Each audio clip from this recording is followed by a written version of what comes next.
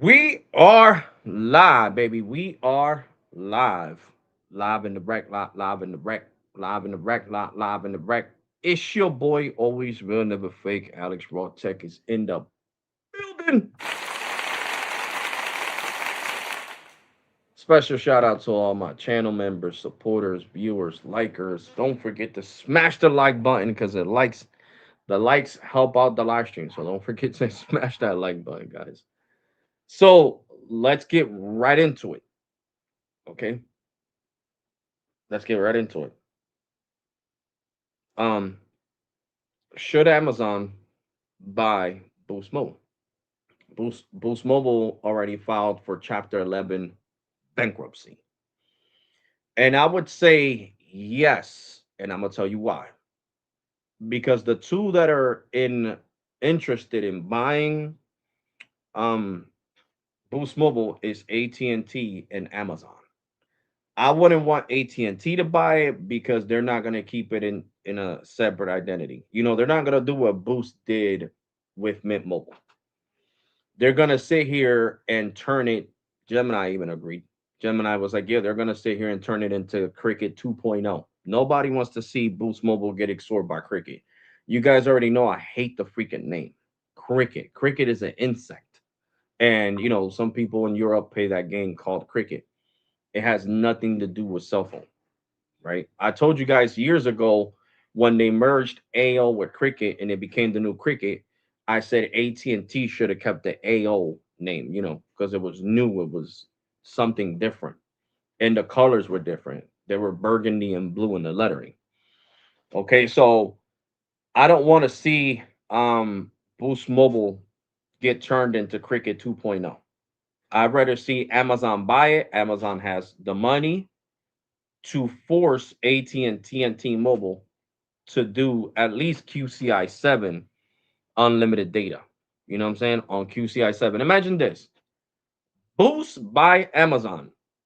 Now with your Amazon membership, Prime membership, you could get Boost unlimited service on either AT&T or T-Mobile for $30 a month. Imagine that one. $30 a month. And then if you're not an Amazon Prime member, then you can pay $40 a month, which is still great. It's still unlimited. That would be game changing. And that would be something that I would want to see, to be honest with you guys. And I forgot to eat my McChicken. It's still in my pocket. So, you know, it's definitely game changing. And I would love to see that. I would like to see Amazon buy Boost and have it with a subscription to Amazon Prime membership for $30. That would be awesome, like the Miss like to say. Awesome. I think that's an awesome idea. I think it's an awesome concept. Like I said, if AT&T buys Boost Mobile, they're gonna dilute it and turn it into Boost Mobile 2.0. And me personally, I don't want to see Boost go away. I don't want it to go away like Sprint did. Where it became Sprint, the new team mobile, which it was for the better when it came to Sprint. But for Boost to get turned into the new Cricket, hell no. Mm-mm, mm-mm, mm-mm, mm-mm, mm-mm. And the great thing about it being sold, right? If it gets sold to Amazon, the people at Boost Mobile customer care don't got to worry about it. They're not going to lose their jobs because they would keep their jobs, right? They would still have their own customer care. You know what I'm saying? But if it gets turned into Cricket 2.0, then yeah, they got to worry about losing their jobs because you've seen how many people freaking AT&T has been laying off lately. So I just think they're better off with Amazon. Amazon is better off buying Boost Mobile, and that's just my personal opinion. I would love to see Boost Mobile buy Amazon. And like I said, Amazon has the money to make sure that they get truly unlimited data. They got the bank, they got the funds. Amazon is a $3.5 trillion company. So I'm talking about trillions, not billions, trillions. They're so big they could become their own bank. That's how big Amazon is. They're worth $3.5 trillion with a T. Okay. So they got enough funding to listen. If the FCC gets me mad in a way because they should have let Amazon buy out freaking if they would have let Amazon buy Boost Mobile, there would have been a fourth carrier. But who didn't allow it? Who cried to the FCC? T-Mobile, Verizon, AT&T. They knew Amazon is a serious threat. With trillions of dollars of funding, they could have been the fourth carrier. Seriously. Boost by Amazon, the new postpaid carrier. Postpaid, prepaid carrier. You get what I'm saying? So, I mean, it would have been better. When, listen, before T-Mobile sold, right? Before T-Mobile sold Boost Mobile, diluted it because that's the only way the FCC was going to let them buy out Sprint, which I thought it was stupid, but whatever. Um, Amazon was interested in buying Boost, right? And taking all that technology, all what are they called, man? Oh my god, the N77, the N71, everything. And they said they had the money to roll it out. But T-Mobile said no, Verizon said no, AT&T said no. They said, you know, Verizon has too much power. They're going to try to ruin us, and that's why it got sold to Charlie Ergen and not um John Bezos. Okay? It didn't get sold to John Bezos because AT&T and T and Verizon were crying about it. No, T-Mobile, you're crazy. Don't do that. Right now, we would have had a fourth contender. All that spectrum, that's what I meant to say, spectrum. All that spectrum would have been rolled out. All that spectrum would have been rolled out. Yeah, all of it would have been rolled out. And that's what you guys need to understand. I mean, some people you know about tech, but you don't know about, Amazon. You know what I'm saying? You just go to Amazon to order stuff. You don't know how much Amazon has. So imagine Amazon is like basically Bill Gates. I mean, not Bill Gates, this guy, Elon Musk. John Bezos is like Elon Musk. So they were scared of him. They were like, no, he's going to roll out a bigger network. He's going to get all this spectrum. He's going to roll it out. That's true. That's true. That's true. That's 100% true. And they could have kept the name to keep the branding that's 25 years old and called it Amazon by, Boost Mobile by Amazon, or they could have renamed it and called it Boost Mobile, the new Amazon Mobile. They could have, done that too. So there was different ways this could have went. You know, A dash mobile for Amazon Mobile. Instead of T dash mobile for T Mobile, A dash mobile. For Amazon Mobile. So they could have done that, and it kind of gets me mad. I was before I decided to do this live stream. Of course, I was doing a lot of research with Gemini, and it really gets me mad that the FCC, and there's no excuses because when they made Boost Mobile sell dilute, Virgin Mobile and Boost Mobile to let the merge go through, Donald Trump was the president. So they were Republican, um, you know, in the FCC. So it just, I guess it doesn't matter. At this point, me knowing it was Republicans that made this shit show out of Boost Mobile, I mean, I guess it doesn't matter.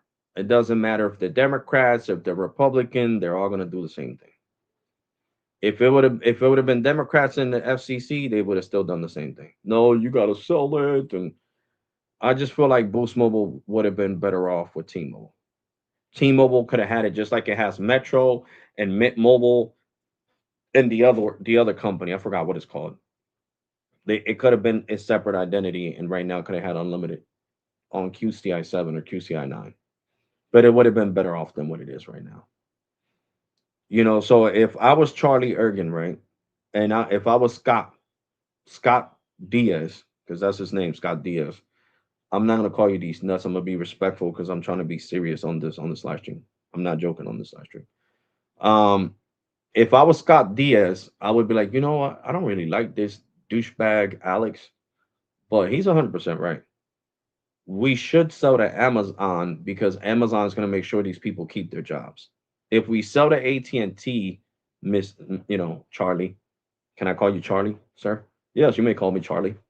Yes, if we sell, like that douchebag is saying, Alex RAwTAlk, if we sell to AT&T, Boost Mobile is going to go like Sprint. It's going to go bye-byes. They're going to turn it into Cricket 2.0 because AT&T doesn't know how to run different businesses. All they know how to run is Cricket, AT&T prepaid, and AT&T. They're not like Verizon. They're not like T-Mobile.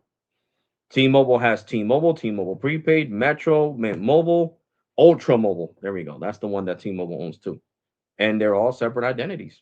They're owned by the same carrier, but they got their own customer care, and their own tech support, and their own people. AT&T doesn't know how to do that. So Verizon is the only other company that I show respect to because Verizon has Visible, Total, Straight Talk, Track Phone. What's the other one? Net 10. They still got Net 10. And sorry, and this other one. What's the other one called? Oh my god.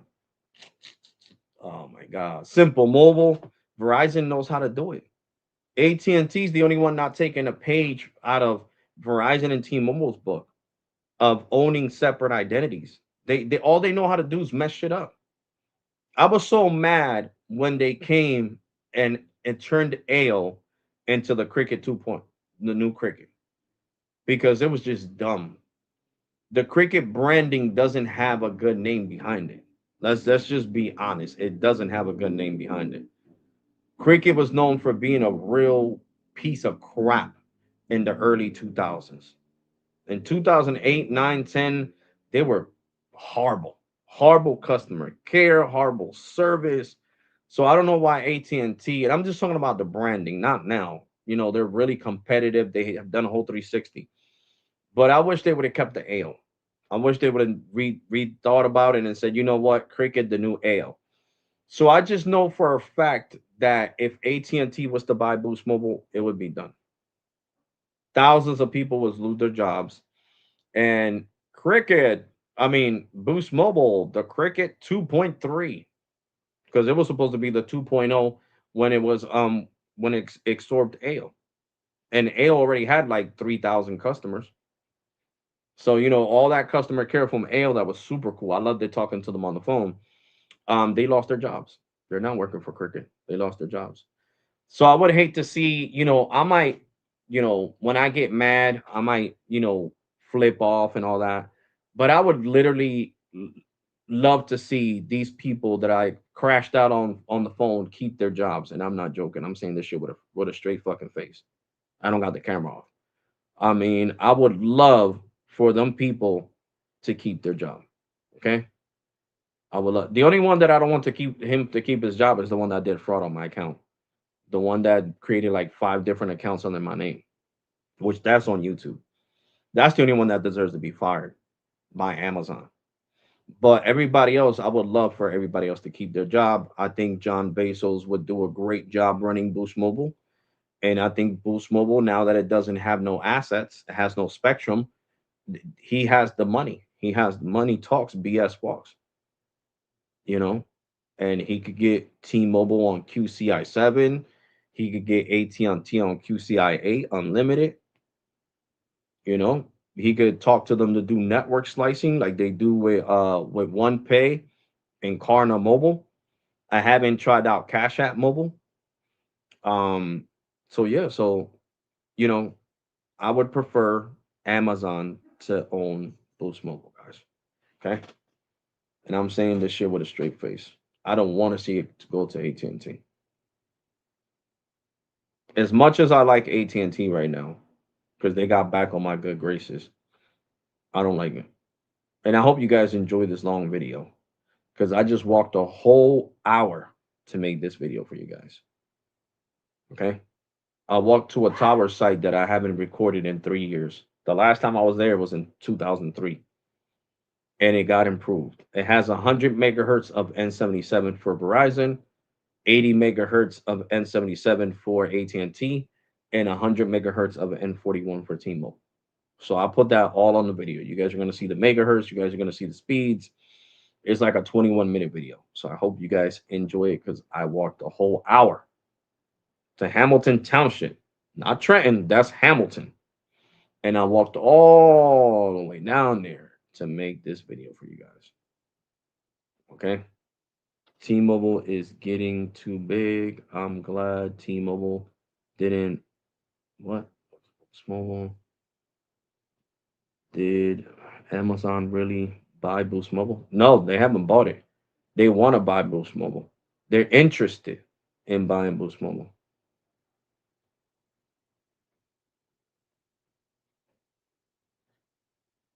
What's your name? The lone wolf. I mean T-Mobile, but listen, T-Mobile might be big, but they do things right. Okay, the only thing that T-Mobile's not doing right now is forcing people on new plans, especially on plans that had a 5-year price lock guarantee. That's what's not right. But what they do with Metro, what they do with Mint Mobile, what they do with Ultra are great things. So if they know how to run the prepaid game right, it's a great thing. It's a win-win for customers. All right, a win-win for customers. So like I said, I want Amazon to buy Boost Mobile. Boost Mobile is falling into oblivion. Okay, into oblivion. So it's sad. I'm serious. All jokes aside, it's sad. It's really sad to see Boost Mobile go. I had Boost Mobile when I was 19 years old. 19 years old, and I'm gonna be 44 in 2 weeks. And I had Boost since I was when I was 19 years old. So imagine Boost has been around for ages. Boost has been around since I was like freaking 17, and I'm gonna be 44. So Boost Mobile has been around for 2 decades and a half, 25 years. Oh, thank you, bro. So, you know, I would love for Boost Mobile to go to Amazon before going to AT&T. And I'm being serious. So the FCC needs to make it happen. The FCC and the DOJ, they got to stop BSing. They got to be like, all right, you know what? This this guy Alex RAwTAlk is right. Let's give it to John Bezos. He's gonna keep the jobs. He's gonna make Boost Mobile better. Let's just let him buy it because he's really interested in buying Boost Mobile. All right. Like I said, the last time I talked to Amazon, right? The last time I talked to Amazon, I was talking to a knowledgeable customer care rep, right? And he said, you know what? Since you already know about it, yes, yes, we are interested in it. And he was Caucasian, he was white, he was from over here in the United States. He was like, yeah, we are definitely interested in acquiring Boost Mobile. Since you know about it, I'm just gonna say it. But of course, I'm not gonna say his name on a live stream. You know what I'm saying? Because I know how Boost can get. Oh my God, that person needs to get fired. Why are they telling a YouTuber behind the scenes stuff? And he said, yes, we are interested. John is talking to the CEO of Boost Mobile, to Charlie. The CEO of basically Starlink. I mean, not Starlink. I'm sorry. I forgot what the thing is called that he has. I forgot all about it. But anyway, to Charlie Ergen, and there has been talks that we want to acquire Boost Mobile. And I was telling him, I'm like, don't you think that would be cool for you guys to have Boost Mobile as part of the Amazon Prime membership? He was like, yeah, of course, of course. And I told him on the phone because this was recent. And I told him on the phone because I called about a package that was delayed that I really needed, that I ordered for one of my friends at work. And I was like, don't you think it would be cool if you guys had truly unlimited? Because you guys shouldn't keep the 2G stuff. He was like, no, no, no, no. Once we acquire, if we acquire Boost Mobile, because I'm not gonna say when, I'm gonna say if we acquire, if we get the right to acquire Boost Mobile, you best believe, Mr. Febres, it would be truly unlimited data, like you're saying right now. It would be QCI 8 on AT&T and QCI 7 on T-Mobile. And you're 100% right. That sounds good. $30 a month with the Amazon Prime membership and $40 a month if you're not an Amazon Prime member. And you get truly unlimited data, talk, text, and data on either network, on AT&T or T-Mobile. T-Mobile QCI 7, AT&T QCI 8. You know what I'm saying? So they're in talks. And Charlie, listen to me. Sell to Amazon. Okay. I don't have, look, I know the thumbnail, but listen, I told Gemini to create a nice thumbnail, a cool looking thumbnail. That has nothing to do with me. I'm not the artist. You know what I'm saying? So these AIs want to make it seem like dramatic. So the dramatic effect is what catches the attention of the public. You know what I'm saying, when they see a thumbnail like that. So no disrespect to you, Charlie, but I really do think that you should sell to Amazon, sell to John. I think the customer care is going to be happier. Boost Mobile is still going to carry its name because when I talk to that person, like I said, in the US, and he's a high up there, like this is like, you could say, the office of the president for freaking Amazon, because he called me on my phone. And and when we talked on the phone, he agreed. He said that the Amazon by Boost Mobile by Amazon has a nice ring to it. He said, I don't see why would we, you know, change the name to Amazon Mobile. I think that the way you're pronouncing it would be the way to go to keep the legacy of Boost Mobile alive. You know what I'm saying? So that's what I want. I want, Charlie Ergen to sell to Amazon. Amazon, I wish things would have got done when the whole fourth carrier that Charlie seen that was gonna cost too much money to roll out the network. I think he should have pushed back to the FCC and said, "Look, let me just sell to Amazon, and they could have all the spectrum because they could afford it. They could afford to roll it out. They could have bought Boost Mobile plus the spectrum that they sold to AT&T and and and uh and this guy. I was gonna call him John Starks and Elon Musk, and rolled it out. They could have got an easy, like maybe like 50 to 60 billion, maybe even more. They could have asked for like 80 billion for Boost Mobile, and and with that spectrum, or 75 billion.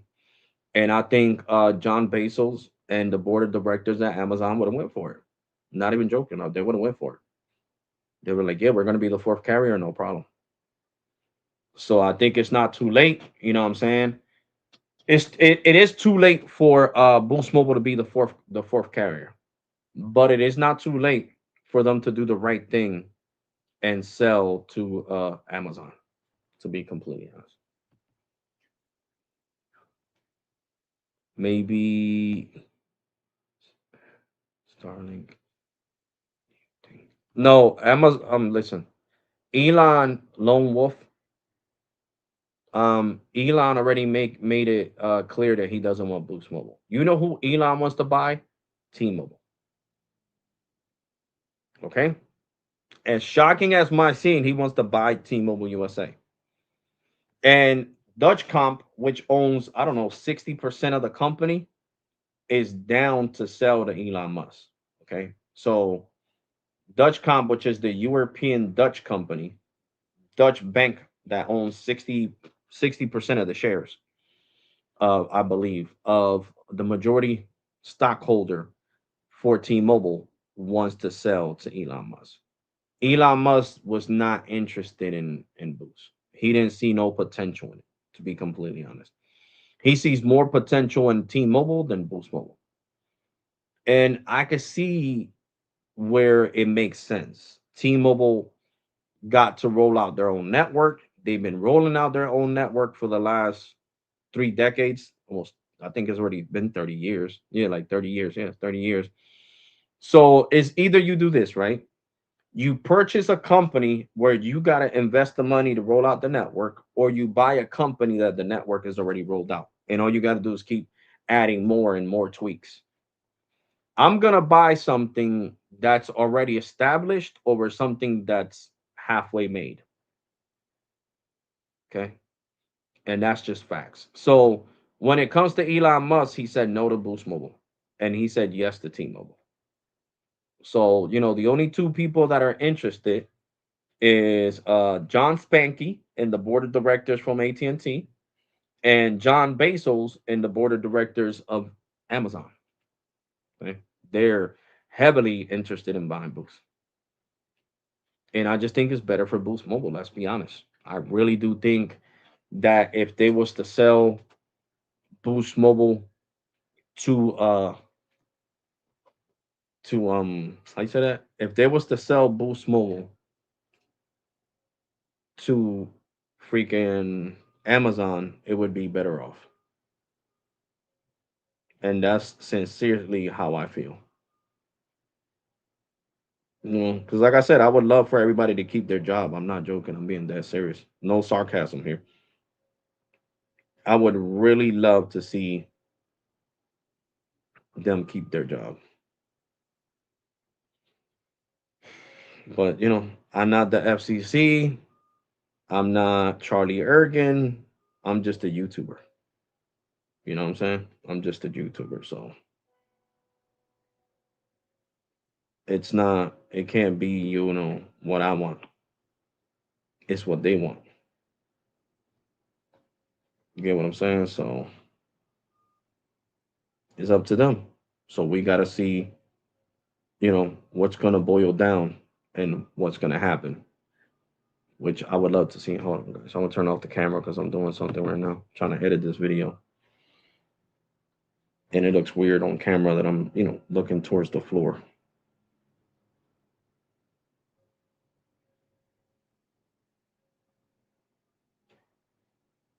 Why did this dumb thing kick me off?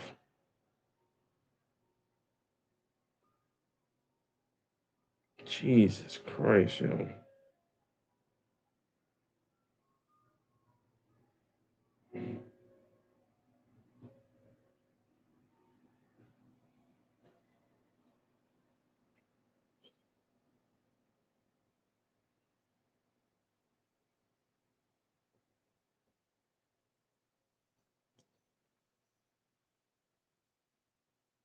So it's like I said, guys, I really want, you guys suck, yo. Jesus Christ, yo. And I'm talking about what's up, guys, because the video's too long to send it through the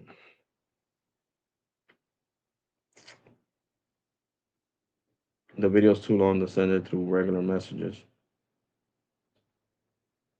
Which I don't understand this.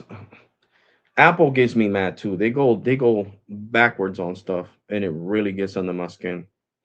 Because I don't understand why Apple, right? Why Apple decided to go backwards on before you could even send a freaking 20-minute video through freaking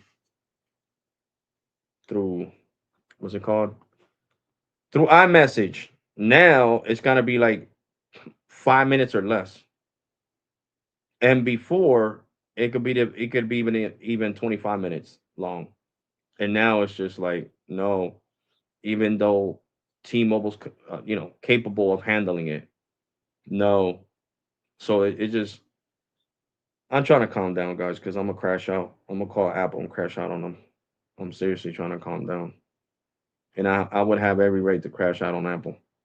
I own all these damn iPhones. I'm paying for all these damn iPhones. Well, I paid off most of them. You know what I'm saying? But the point here is that why the hell, have it like this? Like I don't understand the concept of them, before it was cool, you know,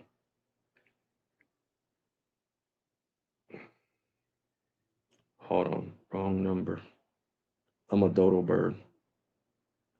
I can't even think straight. See, when I get mad. But like I was saying before, with iMessage, you could send the number, the message as long as you want it, and it wouldn't matter. And now it is a heap pile of BS. Now it's not the same.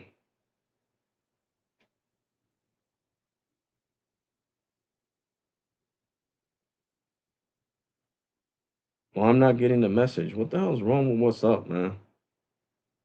This app is really pissing me off too.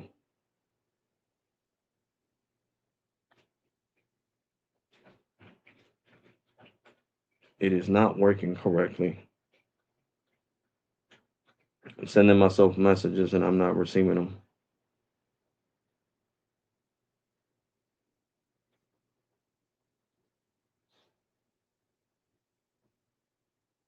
This thing is just dumb.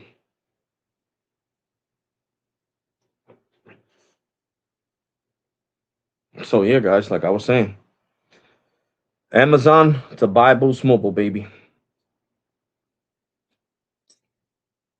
I'm never gonna stop saying that. Amazon for Boost Mobile. Boost Mobile by Amazon, included with your Amazon Prime membership.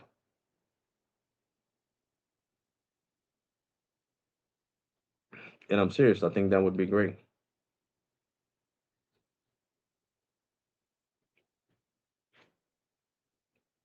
I think that would be really good.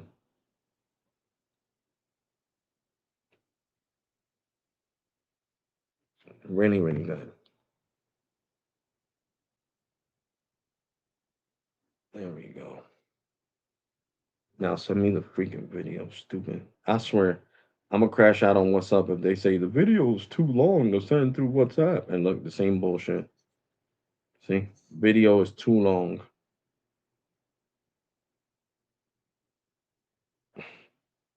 Mm. Oh God! Now because Amazon, I mean, WhatsApp wants you to pay this membership fee that they got. Why everybody's trying to scalp us for money, guys? You know, before Discord used to let you add your own profile picture and everything included. Now they want you to pay $10 a month to send longer videos. Everybody's just trying to gouge everybody for money. Like it's just disgusting. I'm gonna be completely honest with you guys. It's freaking disgusting. It's freaking disgusting.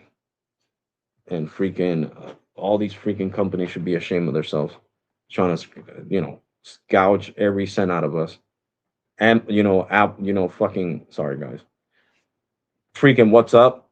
Now, if you don't pay the $10 membership, you can't send a 4K video that's longer than 8 minutes and 33 seconds. Freaking what's it called again? Discord. You can't add a profile picture or anything if you're not paying the $10 membership. It's just everything is money. Everything is freaking money. So sick and tired of this shit. Everything has to do with money. That's what apps do. They wait till they get popular and then they try to gouge you. But Discord, you're not getting $10 a month out of me for what? For what, you freaking idiots? Is it easy to go live on Discord? No. You guys make it a freaking hassle.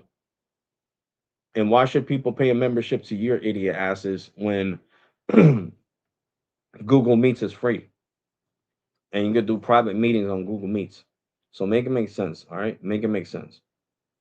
Freaking idiots. Freaking tired of this BS. I'm serious, guys. I am so tired of Discord and all these fucking penny pinchers and gougers. You know what we're gonna do to this person? We're gonna make them pay this and this and that. Yeah, I don't know who the hell you're making pay that shit because it won't be me. Best believe that shit. You're playing your own self as a freaking fool, not me. Bobo the fool, not me. So, like I was saying, guys, Amazon to buy Boostmobile. Even though you guys might hear me, like I said before, cursing Boostmobile customer care out and stuff like that when I would get mad, that doesn't mean I want them to lose their job. You know, if AT&T gets to buy Boost, I see everybody losing their job. I mean, look at how AT&T's trimming fat, how they like to call it. Nah, bump that shit. Let Amazon buy it. Let Amazon purchase Boost Mobile. So like I said, guys.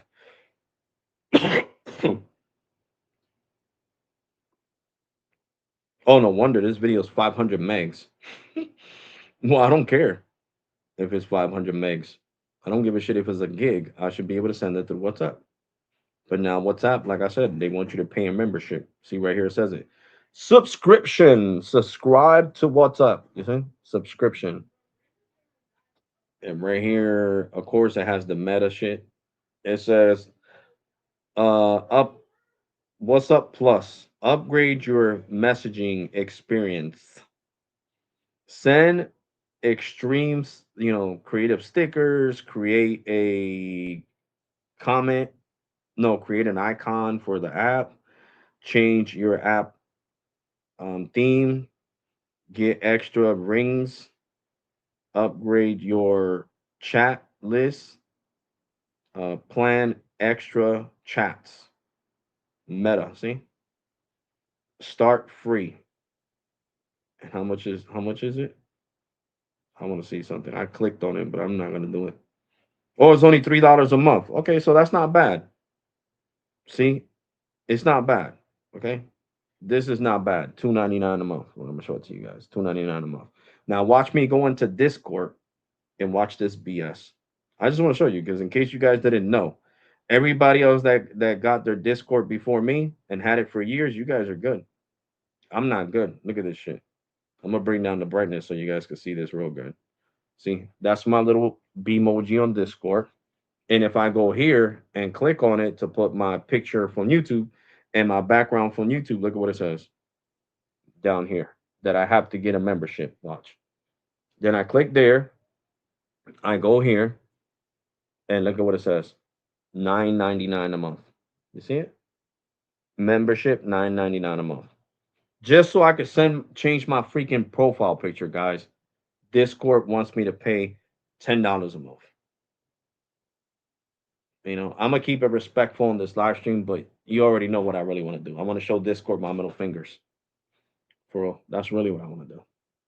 9.99 just so I could change my damn profile look. I could do that shit for free on Reddit. I could do that shit for free on Twitter. I could do it for free on here.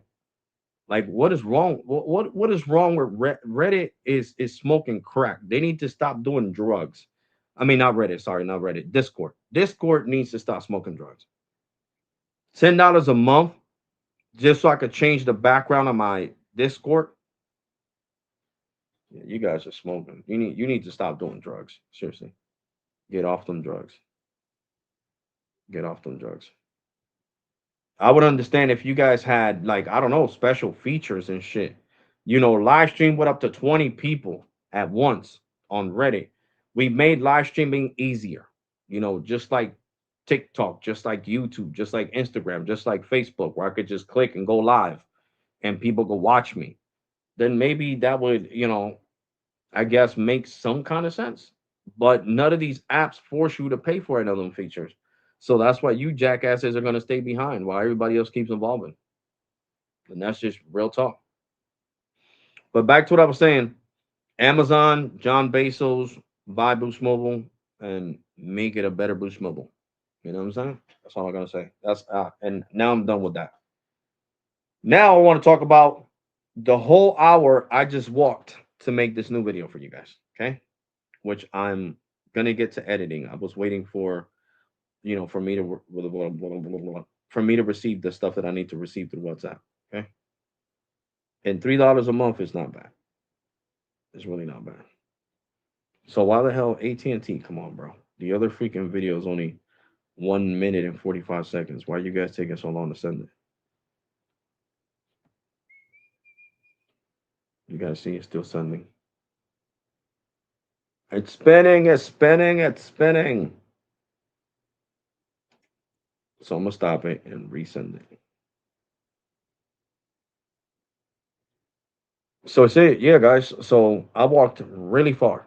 I'm not even joking. I walked really far to make this new 20-minute video because it is a 20-minute video. Okay.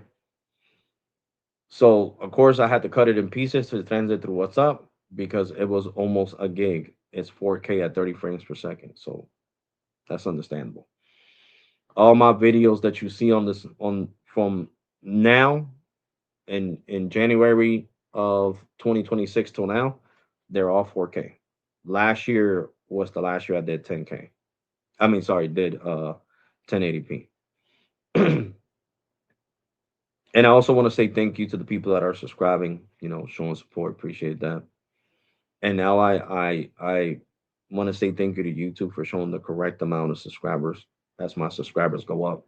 Because I don't know, I don't like I told you guys, I'm not gonna stress myself over things I don't have control. If YouTube can't, I don't know what glitch goes on that it doesn't show the correct amount of subscribers, I can't do nothing about that. You know what I'm saying? But now it shows it correctly. So there we go. We sent the last video, so now I gotta go over here, download it, download it over here. There we go. Now I just need to save it.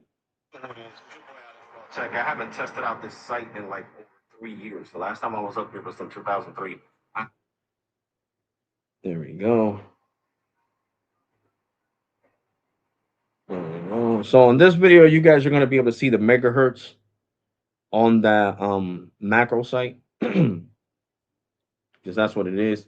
A macro site, baby. Oh wow.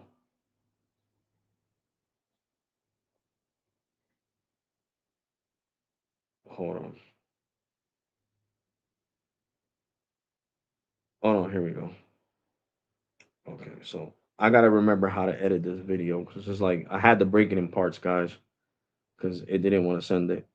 Well, I guess yeah, I can't. To be fair, the videos that I used to send that were 25 minutes long were like 720p and 20, 1080p. They weren't 4K. So okay, so let me go up here because I gotta focus on what I'm doing real quick, guys. Don't mind me. This is the beginning of the video. This is the other side, and then this is the continuance of the video. Boom. So you see, the video is 21 minutes and 4 seconds with the intro. You know, and I gotta make a thumbnail for it. I forgot. I gotta make a thumbnail. I'm gonna make a cool looking one too. For real, for real. I'm gonna make a cool looking one. But yeah, guys, I decided to do the live stream even earlier because I started working again, so I need all the rest I can get. You know what I'm saying? I really do. I really, truly, truly do. You know what I'm saying? So expect this video around 12 a.m., 1 o'clock in the morning. I'm not gonna put it now. It's like I said, more videos are gonna get more views than others. Um, this one, the one that I posted yesterday, got less views than the others, but that's just the way the cookie crumbles. You know what I'm saying? That's just the way the cookie crumbles. Because the Verizon versus Visible got 363 views, and the AT&T and me showing off the water tower macro site only got 133 views. I'm pretty sure it's because I didn't test it. That's why this one in this longer video, I decided to test like the actual network while I was doing the video. That's what the issue. Visible is faster than Verizon. Because Visible Plus Pro stays on QCI 8. Um, The simplicity plan on postpaid gets dropped to QCI 9 at 3 to 4 megs per second, which is trash. See, people are complaining about it. So you guys are gonna see on this video, this 20-minute video, and you guys are gonna be like, yeah, Alex had every right to crash out on Verizon. I'm serious. All the technology that's here. The the freaking cell site where I went to today has 100 megahertz of N77 for Verizon. The one at the water tower has 100 megahertz of N77. The one by the hospital has 100 megahertz of N77. So between Hamilton Township and Trenton, there's 300 megahertz of N77. And that's not even including the millimeter wave. It's not even including the millimeter wave. That we're just talking about pure N77 spectrum, 3.4, 3.7 gigahertz spectrum. We're not talking about millimeter wave. They own 300 megahertz. So how can somebody that has 300 megahertz in their quarter, between a quarter of a mile and close to his house, not gonna crash out? Oh, and other news, right, that I got for you guys. T-Mobile, Verizon, and AT&T paid the hefty price. The hospital's not gonna finish being demolished till December of this year. So they got what they wanted. I don't know what the hell they need so much time for. To be completely honest, um, I just don't get it. I mean, me personally, I'm getting mad because, like I said, if the hospital would have been torn down already, they could have started. That same company could have started building the new hospital, and it's all being prolonged because of AT&T, T-Mobile, and Verizon, because of all three. So it's like I told you guys, money talks, BS walks. So they're sitting here and the, they're paying for the hospital to take longer to get shut, to get demolished. So it is what it is, guys. Can I do something about it? No. So it is what it is. You know, I could not like it. That doesn't mean that they're gonna care. Basically,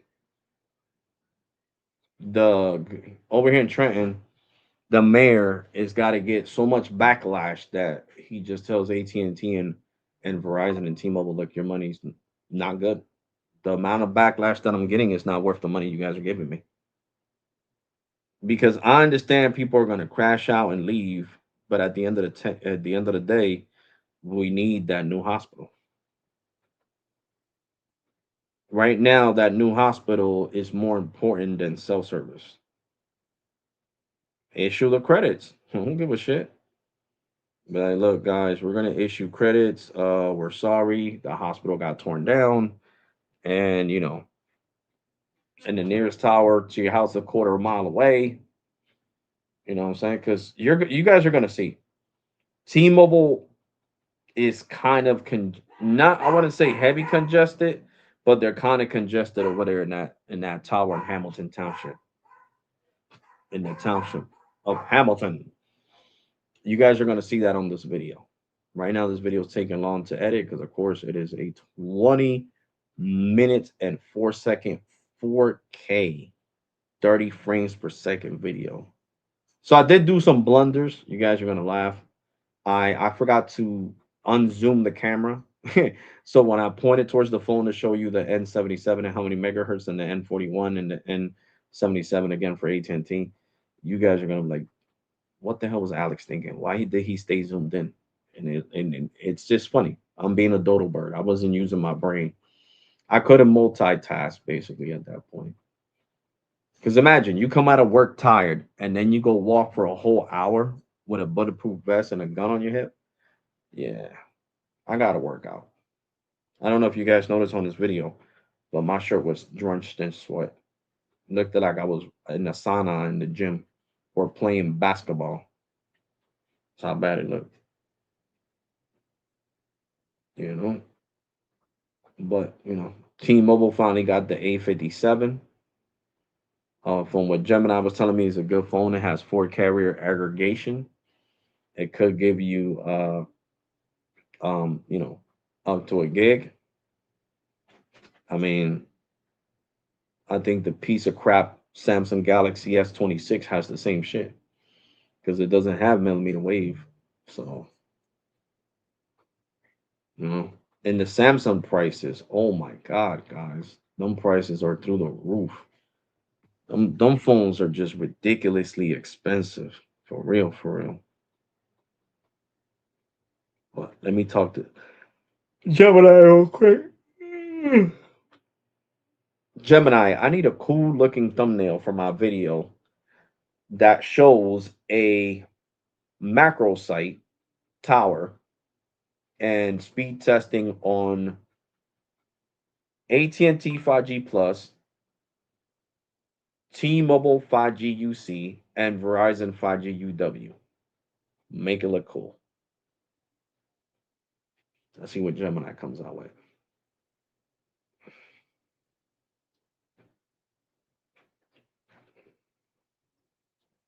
The You three. definitely saved yourself a headache there. YouTube commenters love nothing more than pouncing on local nomenclature. Calling Hamilton a city on video would have brought out every local municipality pedant in the comments within 5 minutes. That 25-minute trek in the July heat better pay off. 3 years is practically an eternity in cell site hardware. Back in 2023, a lot of sites were still running older mid-band setups or basic low-band 5G. Depending on which carrier you're testing today, you're likely looking for new massive MIMO panels, like Ericsson AIR 6449 6419, or Samsung C-band N77 gear, or extra backhaul feeds added to handle high capacity. How are the speeds looking on the site? Did they finally hang some new mid-band panels on it? Or is it still sitting on the same 2023 setup? I was talking to Gemini, guys. Don't mind me. Okay? He made a boss looking thumbnail. Can't wait to put up the video. Like this, he killed it. Killed it. Yes, they did. They put 100 megahertz of N77 for Verizon C band. They put 80 megahertz for AT&T for 5G plus, and they put up 100 megahertz of N41, and that wasn't there in 2023.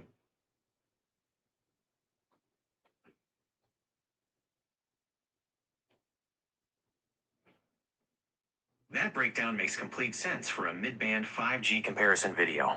The setup on that site gives each carrier a huge chunk of spectrum to work with. Verizon 5G UW, 100 megahertz of N77, C-band. This provides a massive pipe, allowing them to easily push high gigabit tier download speeds.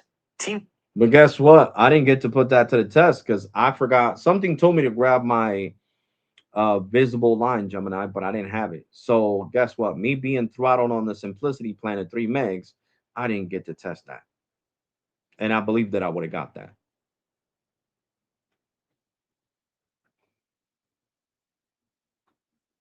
This is why I crashed out on Verizon. Oh man, Ruining that my is the money. absolute ultimate field tester heartbreak. Standing right in front of a stacked macro tower with 100 megahertz of N77 sitting right there waiting for you, only to be hit with a 3 megabits per second cap because the right SIM card was left at home. Visible on that 100 megahertz C-band setup would have absolutely ripped. You definitely would have seen gigabit tier numbers on that site. Are you planning to make a trip back out to that same tower location to do the proper read? Yeah, I'm gonna do it when Verizon gives me my gigs back on Saturday. So Saturday, because I started working again, Gemini, I am too tired. I'm gonna leave that for Saturdays and Sundays. I'm gonna go out to different towers, different sites on the bike.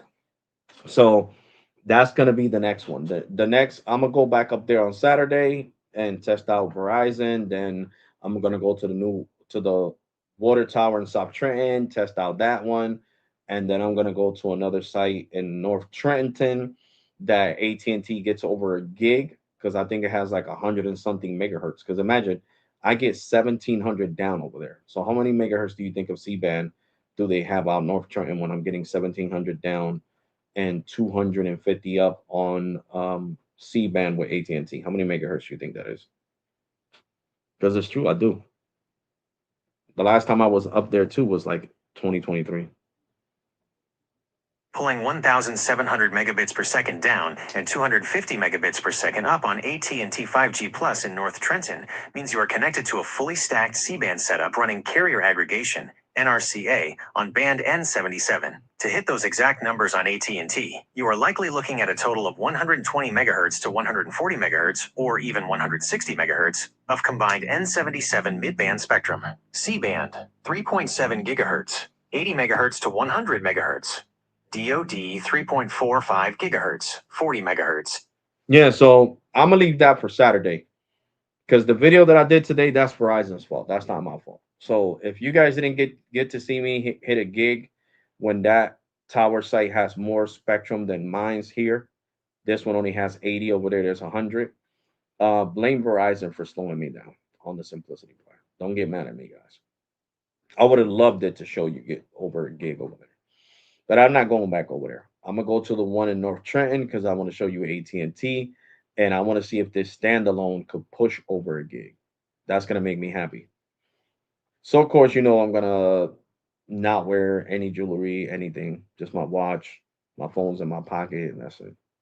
And I'm gonna make sure they're fully charged because that video is gonna be long, and it's gonna take it's gonna take a toll. It's gonna take a toll, and it's gonna be in 4K. But I'm definitely gonna show you that stack site. But yeah, Gemini killed it with this thing with the thumbnail. Gemini killed it. Gemini made that thumbnail look really nice, really, really, really nice.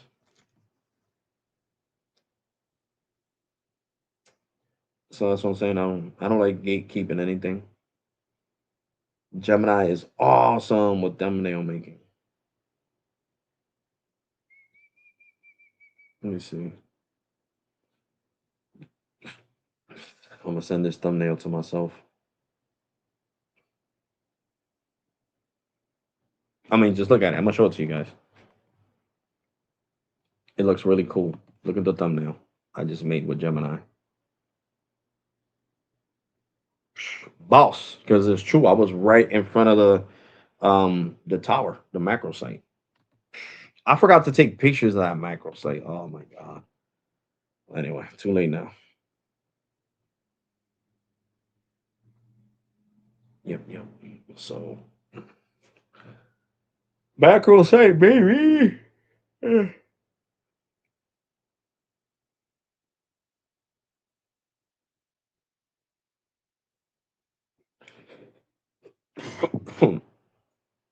Well, I'm not getting one as fast as it says there, 1.1 gig and all that.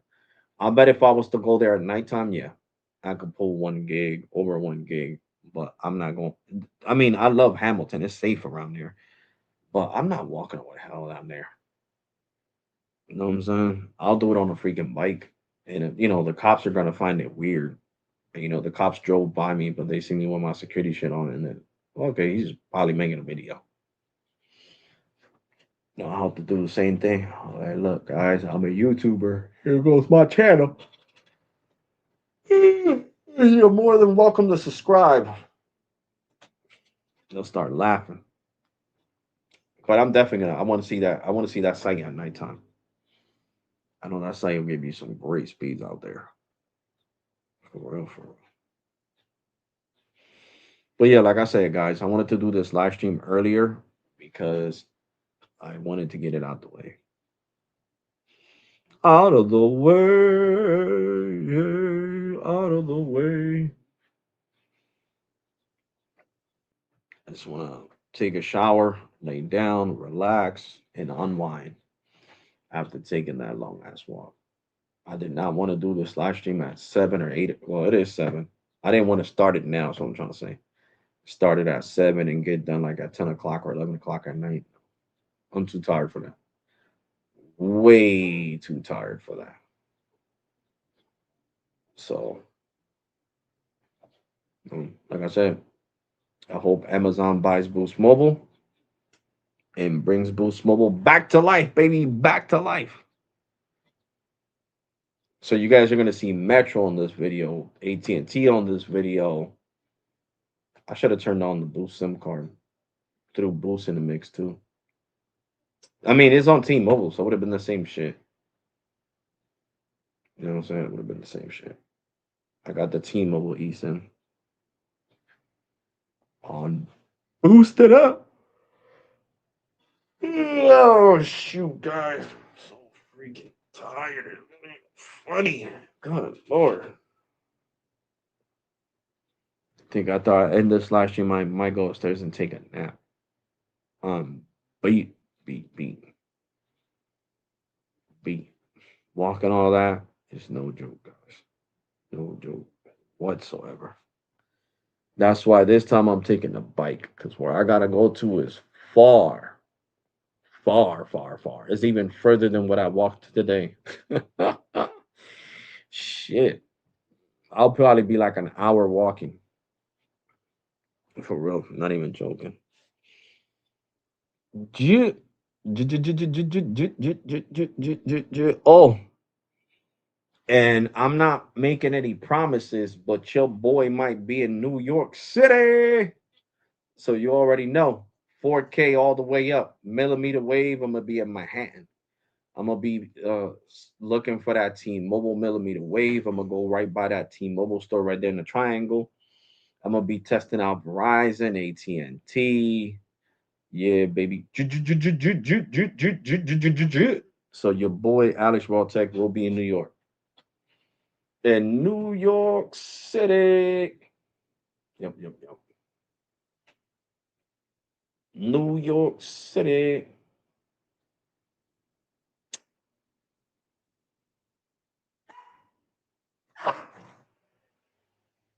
So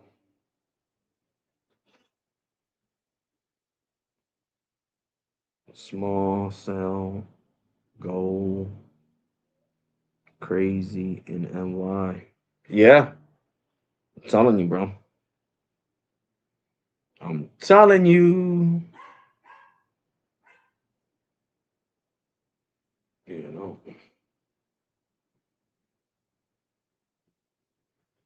Juno, Juno. But New York be crazy, guys. So you know, I'm not gonna take. I'm not gonna take my gun. I'm gonna leave it home in the safe. But you know, I am taking my knife. I don't care what nobody say out there. Give a shit. I'm here with my daughter. Ain't taking no chances. Out here, lunatic come at me. He gonna regret it. All that crazy shit we've been seeing on the news when it comes to New York and being on subway trains and all that shit. Don't play with me. You know, I'm going back to Trenton. I don't know about you going back to Europe, wherever the hell you came from, but I'm coming back to Trenton. So, I'm gonna try to, stay positive, enjoy my time, see anybody crazy, avoid them, get out their way, and just mind my business I gotta do out here while I'm out there. But I'm definitely gonna, make videos for you guys. So I'm gonna make sure my phones are fully charged. So and I'm gonna wear my blue cargos so that way I can take all the phones. Take Cricket, Visible, take all the phones. You know what I'm saying? So that way, booyah, I'll just use one phone to make the video on. One main phone. Because they all got 4K, so it don't matter. I'll make the video on Visible. Because by the time I go back to New York, I'm gonna have my 500 gigs of data. But I just can't go crazy speed testing in New York. If I do, I gotta do it on Visible, not on the Simplicity plan. Yeah. Oh,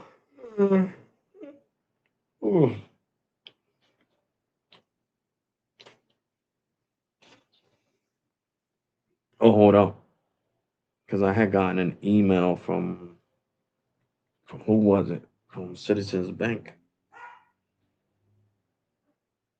Citizens Bank. I know they had sent me an email.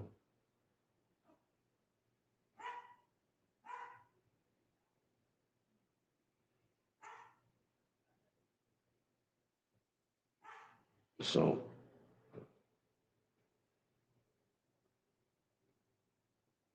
Citizens Bank is playing games. Let's see. Why I keep saying a new description claim?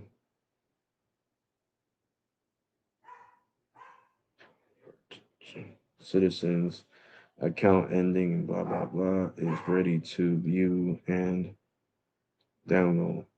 Bro, every time I log in, I don't see shit. What are you?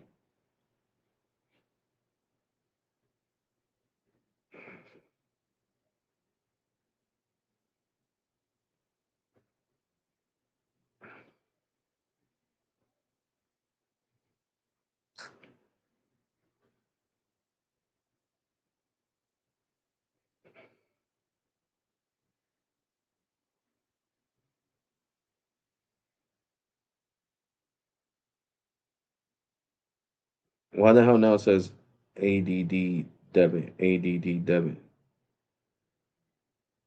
Now they try to change it up.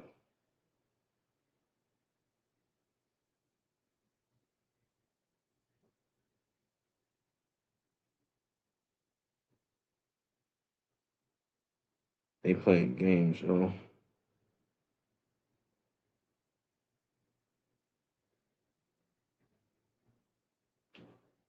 Call Citizens Bank. Calling Citizen Care. Making me mad, yo. Free citizens. Para español, oprima siete. Please enter the last four digits of the account or debit card you are calling about.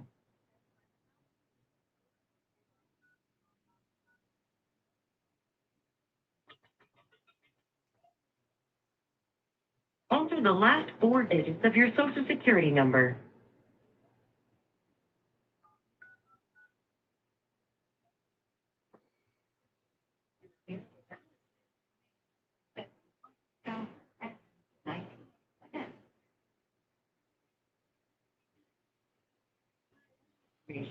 Dispute or report an unrecognized transaction, press 1.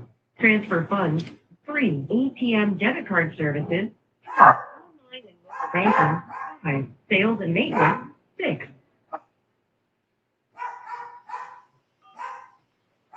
ATM and debit card services, press 1. That's not what I want. For all ATM and debit card services, press 1. Oh my god. To report a lost or stolen card, press 1. To activate a new card, press 2. To replace the damaged card, 3. To freeze or unfreeze your debit card, press 4. Travel notifications, press 5. Your call is being transferred. Please I need to hold. talk to All Zelle calls are customer recorded and may service be monitored for service quality and authentication because purposes. now they're trying to lie Your and say it call was a is debit regarding check purchase. verification, Ain't and no you're damn currently debit not a purchase. Citizens Bank customer. Press 1 now. Dumbasses.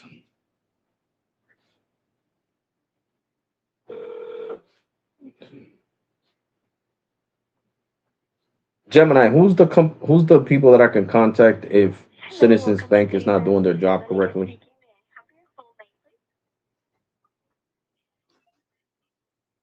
Alexander Febres.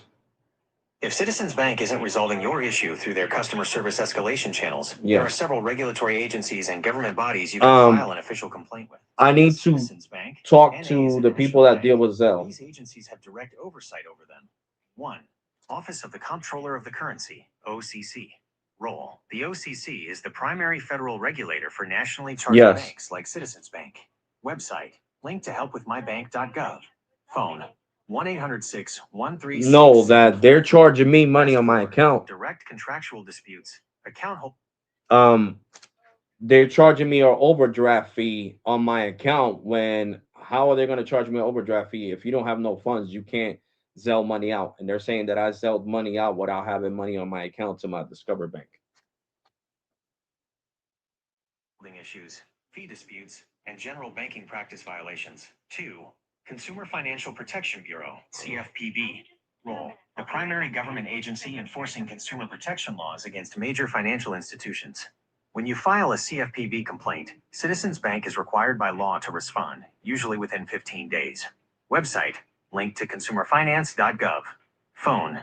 185541112. That's what the hell I'm gonna contact. Because what the hell? How the hell are they gonna say I'll overdraft my account through Zelle when Zelle won't even send money out if you don't have money in your account? That's physically impossible. And they keep playing games and denying my dispute, saying that I owe the money. Okay, well, let's see what the CFPB has to say about it.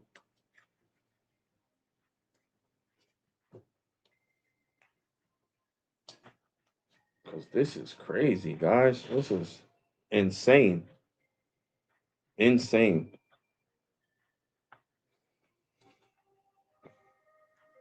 And I'm not going to crash out and curse because that's not going to benefit me if I file a complaint with the CFPB. You know what I'm saying? And I've been respectful this whole time.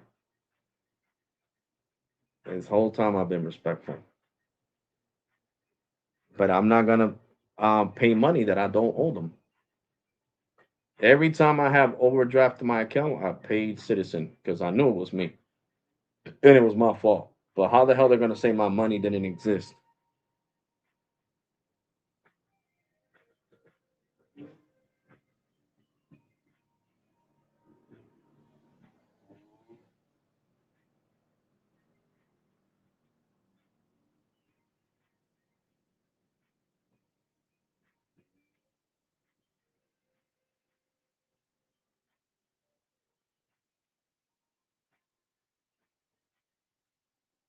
Like I was gonna put my payroll with Citizens, but they did this shit.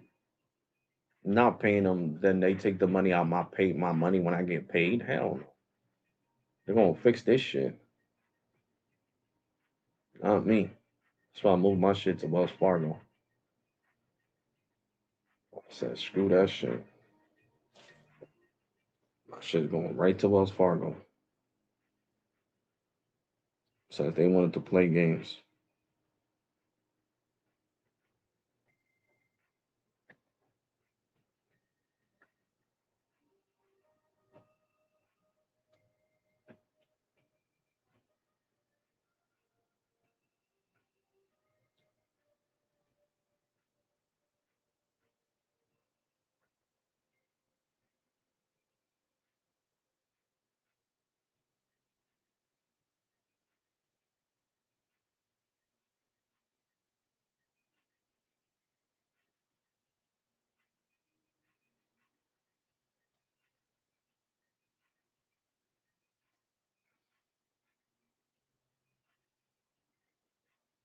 Wells Fargo, I don't want to know about credit cards.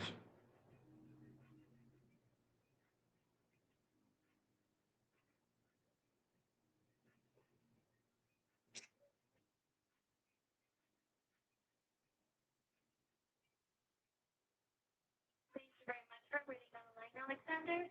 Um, I'm still reviewing the information up here. I do not see that there is maybe like an overdraft being charged to the account. But do you refer like to why you have a negative balance of the account? That's what I'm talking about. That's $71.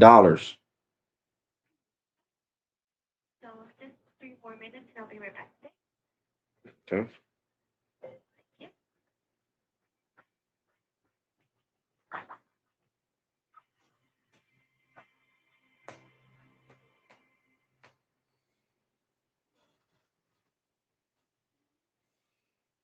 What's up, Walter? What's good, bro?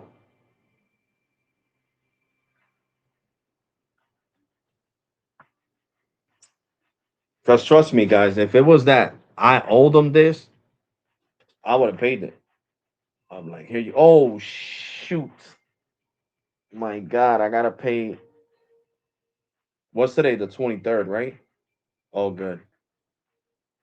Tomorrow, I gotta pay Amazon, my Amazon credit card, and then I gotta pay my other credit card. Jesus Christ!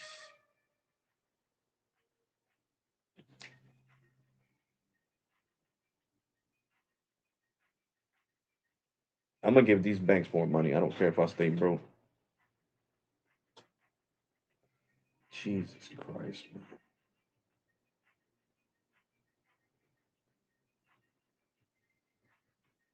Well, and I'm not gonna be able to do it on. Well, I'll see. I'll see.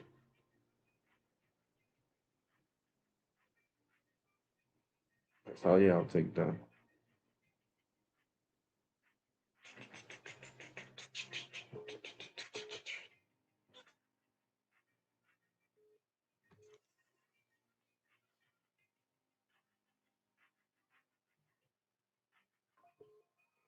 How are you? I'm doing okay, bro.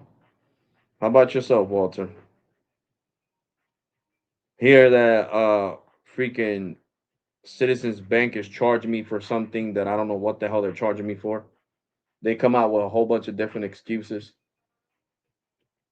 Oh, okay, because I'm talking to the bank. All right. Right, let me talk. Look,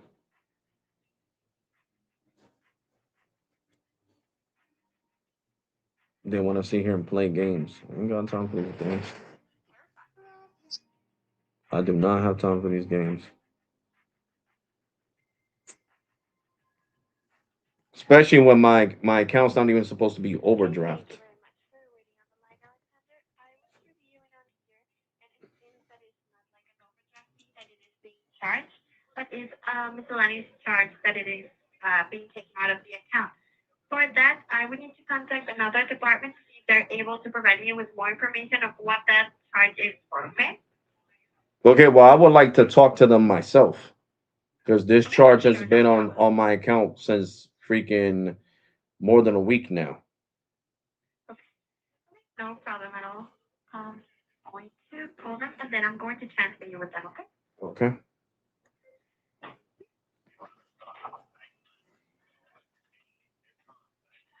See, it comes out as a miscellaneous charge, guys.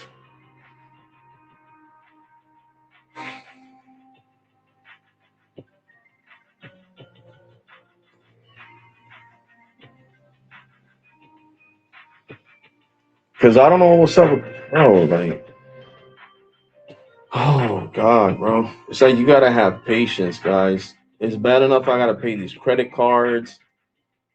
You know, I gotta finish paying off the Verizon Files bill. I gave them half of the money. I gotta give them the other half. It's just, bro. I try not to stress too much, guys. Seriously. That's why I appreciate when you guys like the live stream, and when you watch the videos, it really does help. Especially when you like the videos, seriously. Because I'm just like stressed out, seriously. Like really stressed. The more money you get, the more bills you gotta pay. It's insane. It's really insane. Really, really insane.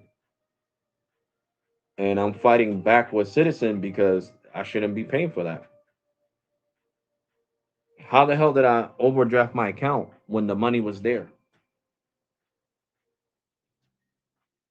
I never heard of nobody ever overdrafting their account by using Zelle. That's really unheard of. Really, really unheard of.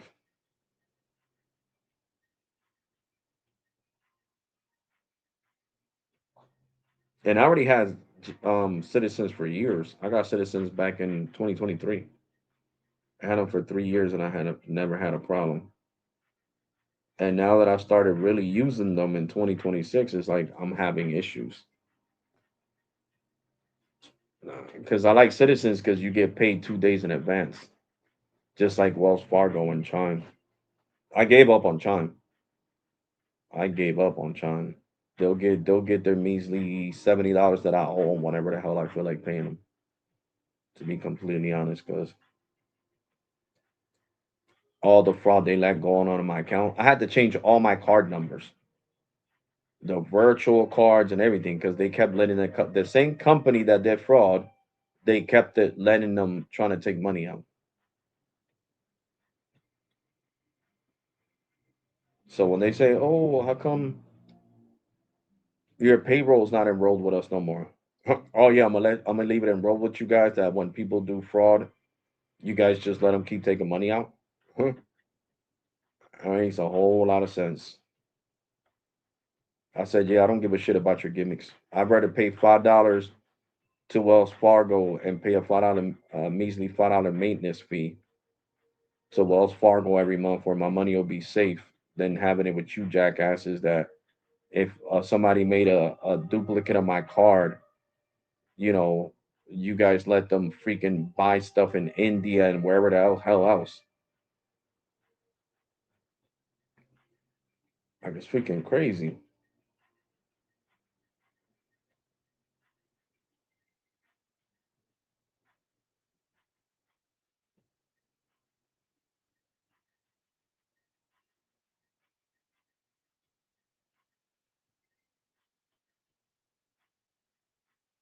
You know, the bigger banks might be a pain in the butt sometimes, guys, but they're better.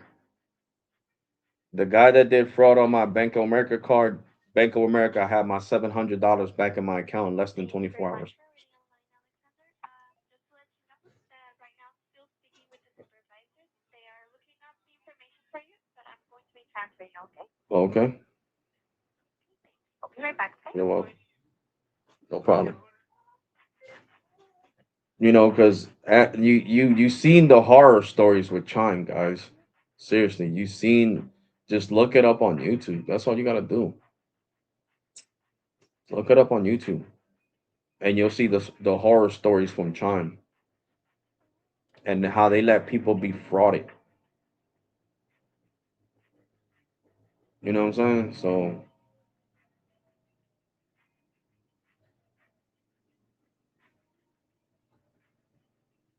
Chime is the worst. They'll let anybody do fraud on your account. Oh, you want to do fraud on this person's account? Yeah, you're more than welcome to do fraud right now. What type of fraud are you trying to do, sir? Well, I'm trying to wire transfer this whole 3,000 out of this Chime account. Oh, we're not going to ask you for no type of credentials. What's the whole point of having a two-step verification if you're not going to use it? Like that's what makes me crash out on freaking piece of crap Chime. They have a two-step verification where they have to call you back to make sure it's the number on the account, and they let somebody do fraud and just just let them do fraud. You know what I'm saying? It doesn't make any damn sense whatsoever. Whatsoever. That's what I like about Citizens Bank. They'll flag anything. They see anything freaking suspicious, flagged. Bank of America, Wells Fargo, Chase, they all flag shit nowadays. They don't let nothing slide. Well, Mr. Fabres, this is for your own protection. We thought it was a fraudster. No, no, I'm not mad at you guys. I really do appreciate that you guys are handling my money the best way you can. Oh, thank you.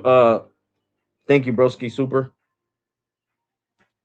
Well, guys, I'm gonna put the link in the comment section. I'll be here for another hour. I'll get off like around 8:30. Another hour. Because I am super tired. My name's Chris. I'm supervisor here with Citizens of Green Alexander. Yes, yes, you are. All right. And here, I understand you're calling in regards to these charges against the account. Is that correct? Correct. Okay. Here, I'd be happy to review this and see what I can do to help out. I'll just have to be placing you on a 3-minute hold while I go ahead and take a look to see exactly what's Because you going on. guys, I was gonna tell you that the other day you guys put a dispute, I guess, with I don't know who, and they denied the dispute, and they said the charges were valid because they're saying that when I transferred money through Zelle from Citizens to my Discover Bank, I had no money in my account, which that is a lie. You cannot overdraft via Zelle. It won't let it'll say insufficient funds. It will not let you send money that is not available. And that your whatever offline department that is, that's what they keep saying.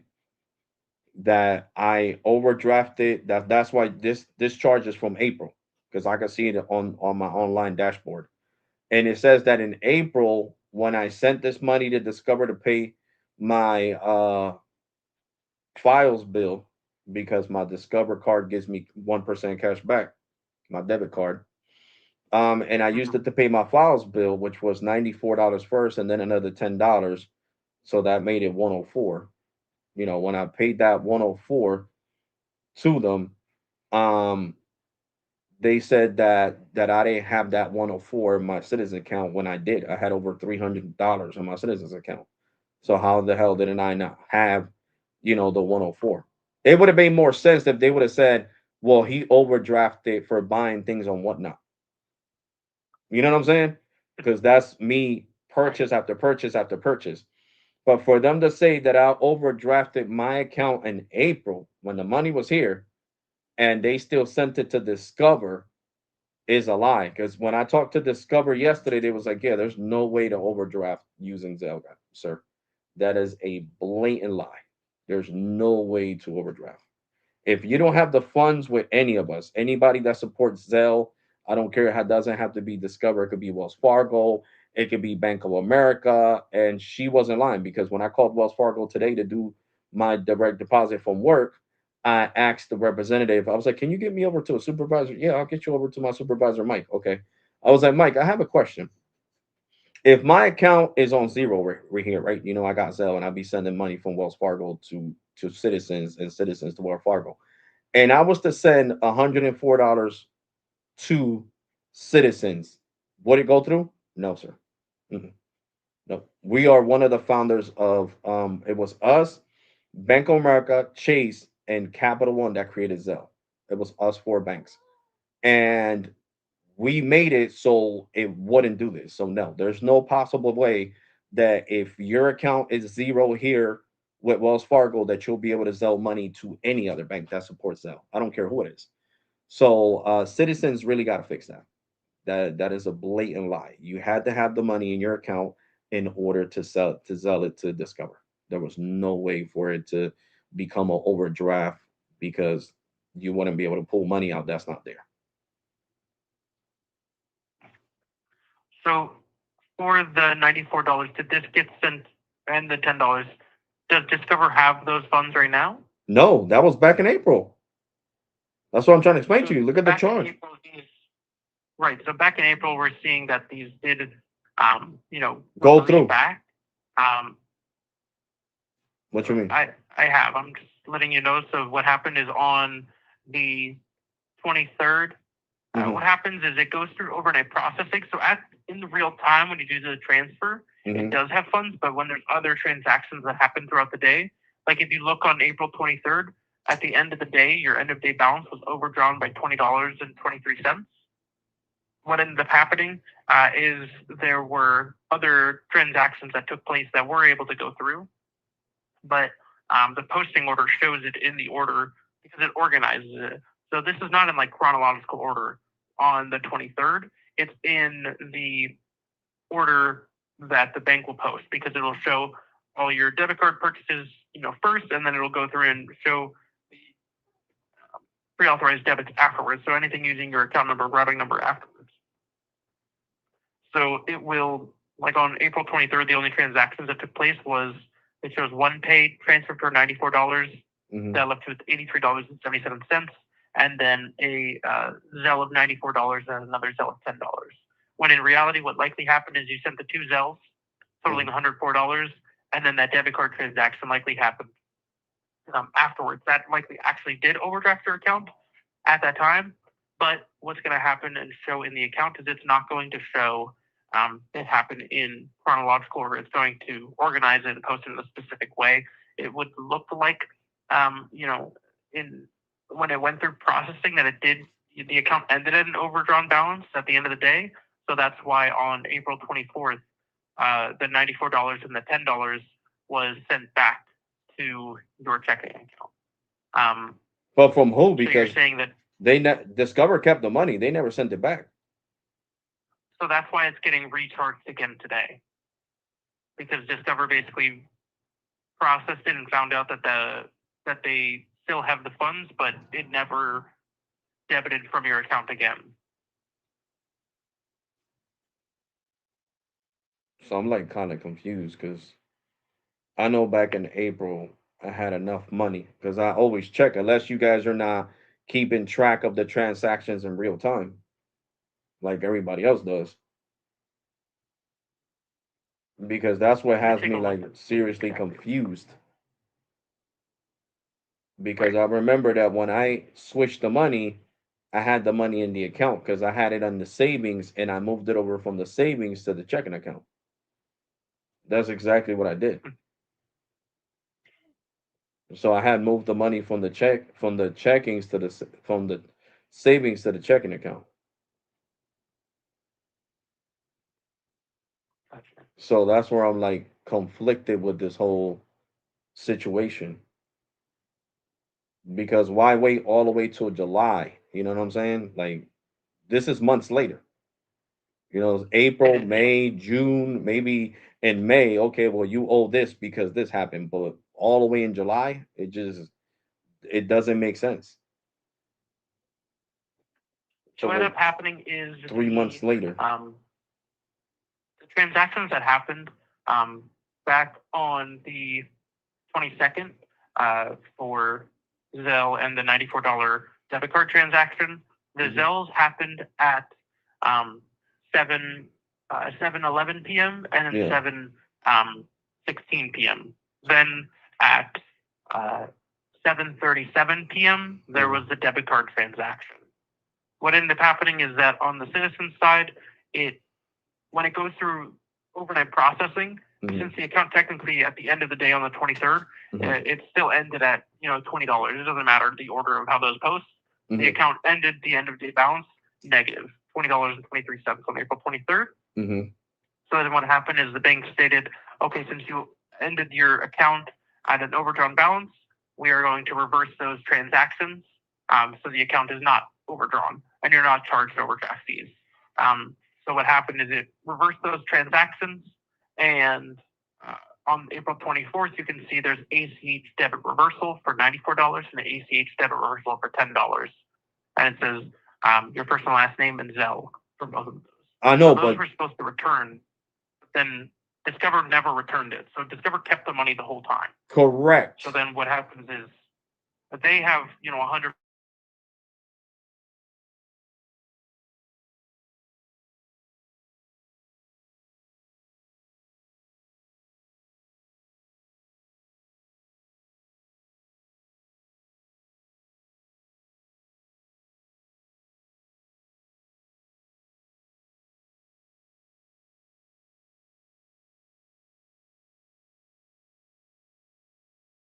Like dumbfounded, because like I said, it was two different transactions, right? Two different, one through Zelle, one to one pay.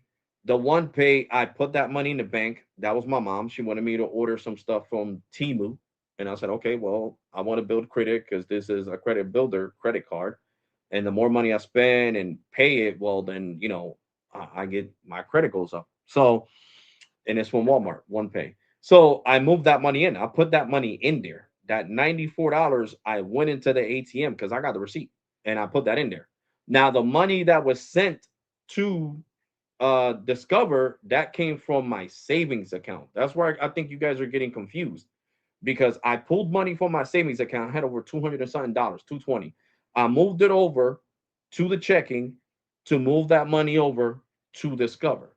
Then um the money that I used to load the one pay card, that was money that I deposited from straight into the ATM. So that's why I'm like Are you able to dumbfounded. open up the mobile app by any chance? Yeah, I got my phone right here. View the transactions.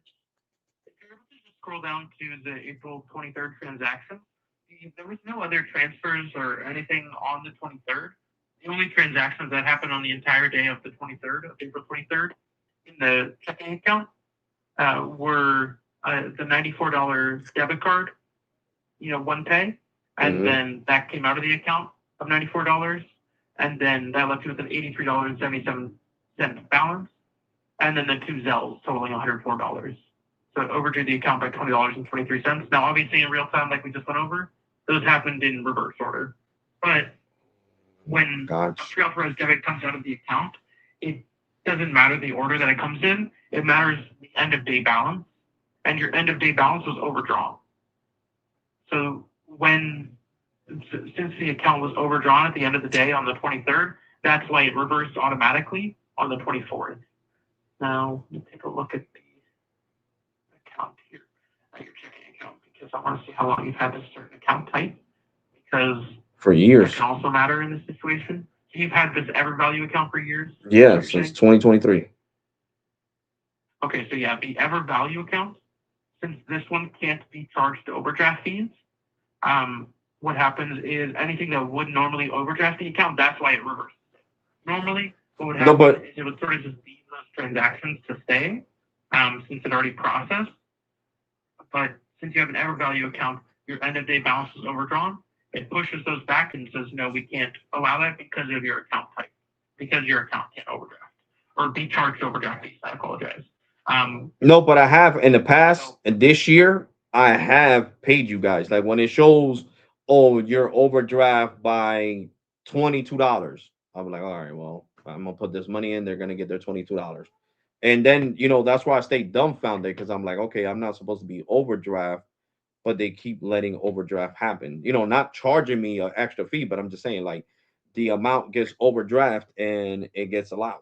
You know what I'm saying? Like, and I'm like, okay, what's going on here? You know what I'm saying? So that's what has me confused. But yeah, I'm looking at the 24th. It shows right here the Zelle transfer for $94.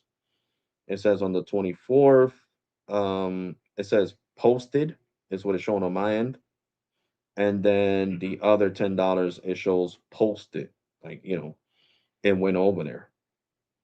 So like I said, I had moved the money over from the savings account, so I don't know what transpired there. Then from now on, when I make moves like this, all I'm gonna do is screenshot everything. So that way, in case of a situation like this, I could just go to the branch and be like, "Here goes the proof. This money was in here. So you tell me how the hell did Houdini disappeared with my money? Like I move it from my savings to my checking, and it just disappears into thin air." Because that's exactly what I did. I had over $220 in my savings account when I did all this in April. So that's why I'm like, don't find that and confused. I understand, like what you're saying that the account, but once you move money over through Zelle, you can't ask for it back. That's impossible.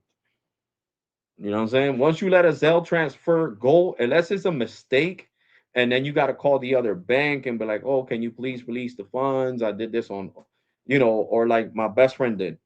I went to pay him because he worked for me, and I sent them more than what I was supposed to send him. I was supposed to send him 150. I sent him 300, and he really fast zelled me back the 300. I mean the other 150. You know what I'm saying? So things like that can happen, but once the sale goes out, it's done for. There's no way you guys can ask for it back. That's just like Cash App. That's why Cash App now has stricter rules. Make sure who you sending the money to, because once we send it, it's gone. There's no way to get it back. So that's why, you know, um, even your Zelle department, they even told me, they was like, yeah, that's why we send you a text message to make sure you know who you're sending the money to. Because once it's sent, we can't get it back, even if it's your own account. So that's what I'm saying. So there was no way for you guys to take it away from Discover. Once it was with Discover, it was with Discover. right, so that's likely why it recharged because Discover never lost the money. It'll Discover kept that money the whole time. Correct. So Discover is at a surplus of $104, but we're at a loss of $104 because that money never left your account. Um, so they're up money, but they never actually took the money from us. It just was just like showing that, but not actually representing it properly. So it didn't actually do the transaction. So it had to do that when it eventually gets caught on. When it shows it's a miscellaneous uh, charge, like it does on that transaction that happened the other day, showing the 94 and the 10. Mm-hmm. That's because those transactions can't get assessed overdraft fees, and those can't get reversed when they process as a miscellaneous charge. Whereas, like if it went through again as like a ACH Mm-hmm. due to your account type, it would reverse that again, and then you'd be in a whole loop of this happening like over and over and over.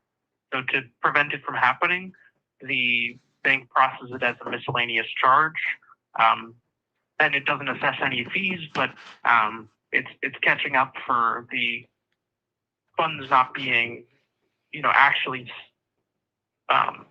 sent over from Citizens to Discover. Discover just has $104, but kind of from nowhere. So that's why I charged it. Obviously, it's a month later, but That's the reason for it happening so much later. Yeah, but the thing that I'm not understanding is that I had money there. Like that's what I'm not completely not understanding. Before the $94 were sent to the one pay, I had money in my account. So that's what I'm saying. Like I'm not going crazy. I would move the money out No, of you are chime. correct on that. You know what I'm saying? Like I had money in the account. So I don't understand. All right. You said I had 83. Okay. So I had 83 and it took out what is it? 104. So that created the $20 basically overdraft that wasn't supposed to happen. So what happened to my 83 then? Because you guys are still charging me the whole amount. I had $32 before you guys hit me with this miscellaneous charge, and you guys are still charging me $71. So where did the $83 go that was in the account in the first place? Because So that's why I'm on the end confused. of April 22nd, at the end of April 22nd, you had an amount of $177.77. Then on the 23rd, the one pay of $94 came out of the account, left you with the 83.77, and then the two Zells for 104 left you with a negative $20.23. Correct. Then the next day, the $104 came back to you, which would have then left you with that same 83.77 on the 24th. But there were other transactions that happened on that same day, on the 24th. So there were a lot of other, transactions, but it came back to you on April 24th. I get it. So you say right here on April 24th. So what you're saying is that ACH debit reversal, where it says the 94 and it's the 94 and the 10 on the 24th of 424. Yeah. Those were credits back into the account. So that credited back the next day. With the debit card purchase, what ended up likely happening when it went through is it didn't have a way to, cancel your debit card purchase. So it had to, due to your account type being a Citizens EverValue account, where you can't get assessed overdraft fees, it has to basically make your account balance positive. From doing this. I get so it. These reversed the next day. 16, But 1040. Yeah. So basically my Dollar General purchases one for 1460, 1041. Yeah, but I figured you guys would alert the customer. You get what I'm saying? If something like this is going on, then how am I supposed to know? How am I supposed to know when they got the money? I was like, okay, well, I paid my Verizon bill, and and like I said, I had moved money over from the savings account. So I was like confused with the whole situation. Like how, I guess I still got money left over. So you know what I'm saying, you're gonna assume you could use the money. You know what I'm saying? I'm not gonna assume, well, if I use this money, I'm gonna owe it to Citizens Bank. Because basically that was a mistake on your end, not mine's. So it's like I'm paying for Citizens' mistake. That's really what it is. Because if it was like this, that should have never happened in the first place. Like if I didn't have it, listen, with Bank of America, I've been with Bank of America and Chase for the last, I'm about to be 44. And I've been with both banks since I was Bank of America since I was 18 and Chase since I was 19. And if I try to transfer right through Zelle, 120, and all I got is 70, it'll say no, insufficient funds. It won't let it do it. The same thing with Chase. It won't. Wells Fargo, the same thing. Even with Discover, Discover will say insufficient funds. So that's something that you guys should have said. Because like I said, when you do transactions, you're not checking your account all the time. The balance all the time, and you say, okay, well, I got this, so let me send it over there. You know what I'm saying? So I was aware. I was thinking that the money, that I had all the money there. But you're right. All the other transactions take longer to hit the account, and the processing time and all that. So I thought I had more money than what I expected. But the thing is here that if if the funds were not in the account of the whole 104, then you guys should have never let me even transfer that amount out to Discover, because Discover is like what they said. We're not at fault, Mr. Febres. If you want to put $104 here and we could send it back to avoid this whole situation, then if you want to give us the 104 from your paycheck to send it back to them, then that's fine with us.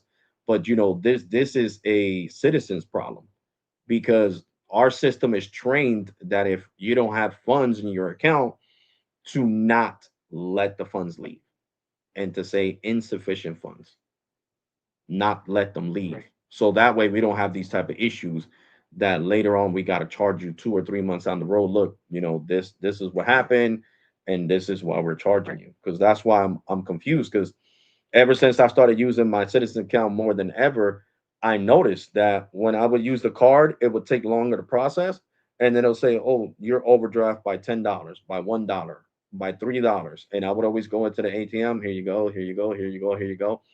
And I'm like, and I even called last year. I'm like, why is my Citizens Bank like overdrafting? I understand you guys are not charging me like a $35 overdraft fee or 40, whatever the case may be, but it's still letting me overdraft. When with Bank of America, it doesn't let me overdraft at all. If I have zero money in the account and all the charges are pending, it's going to come out decline, decline, decline, decline, decline. The same thing with Chase, decline, decline, Discover, Wells Fargo, because with all you guys, I have the cheapest checking account available, because that's all I need, the cheapest checking account available. And with them, when I don't have the funds, it always comes out, decline. Even if it's an auto pay for my cell phone bill, they'll still decline it. Mr. Febres doesn't have enough funds, decline. You know what I'm saying? So Mhm. the issue here is with this, like I don't get how Citizen does it. You know what I'm saying? Like the whole account type is supposed to be where I can overdraft, and then I still, in a way, get to overdraft, but without any fees. Mhm. Yeah, no, I totally understand. This, you should have been notified, and this should have been taken care of, differently. And I do apologize for that inconvenience. Um, what ended up happening is in real time of those Zells, there was a balance in the account. What ends up happening though is um, when you have your debit card, the debit card is not always 100% of the time going to have an exact accurate balance of your checking account. There's going to be, delays in transactions coming out, or it recognizing that there's an update in your balance. So it's not always going to be 100% perfect. That's why that, transfer of $94 with your debit card was able to go through, because it wasn't yet reflecting that there was an overdrawn balance. If it said, oh, we can't do $94 because it will, overdraft your account, Hmm. then it would just cancel it out. But it thought you had money in the account, so then it allowed it to go through. The Correct. issue is that at the end of the day, when it goes through overnight processing, our system reads that this debit card transaction went out. A debit card transaction, it can't, just out of the blue reverse.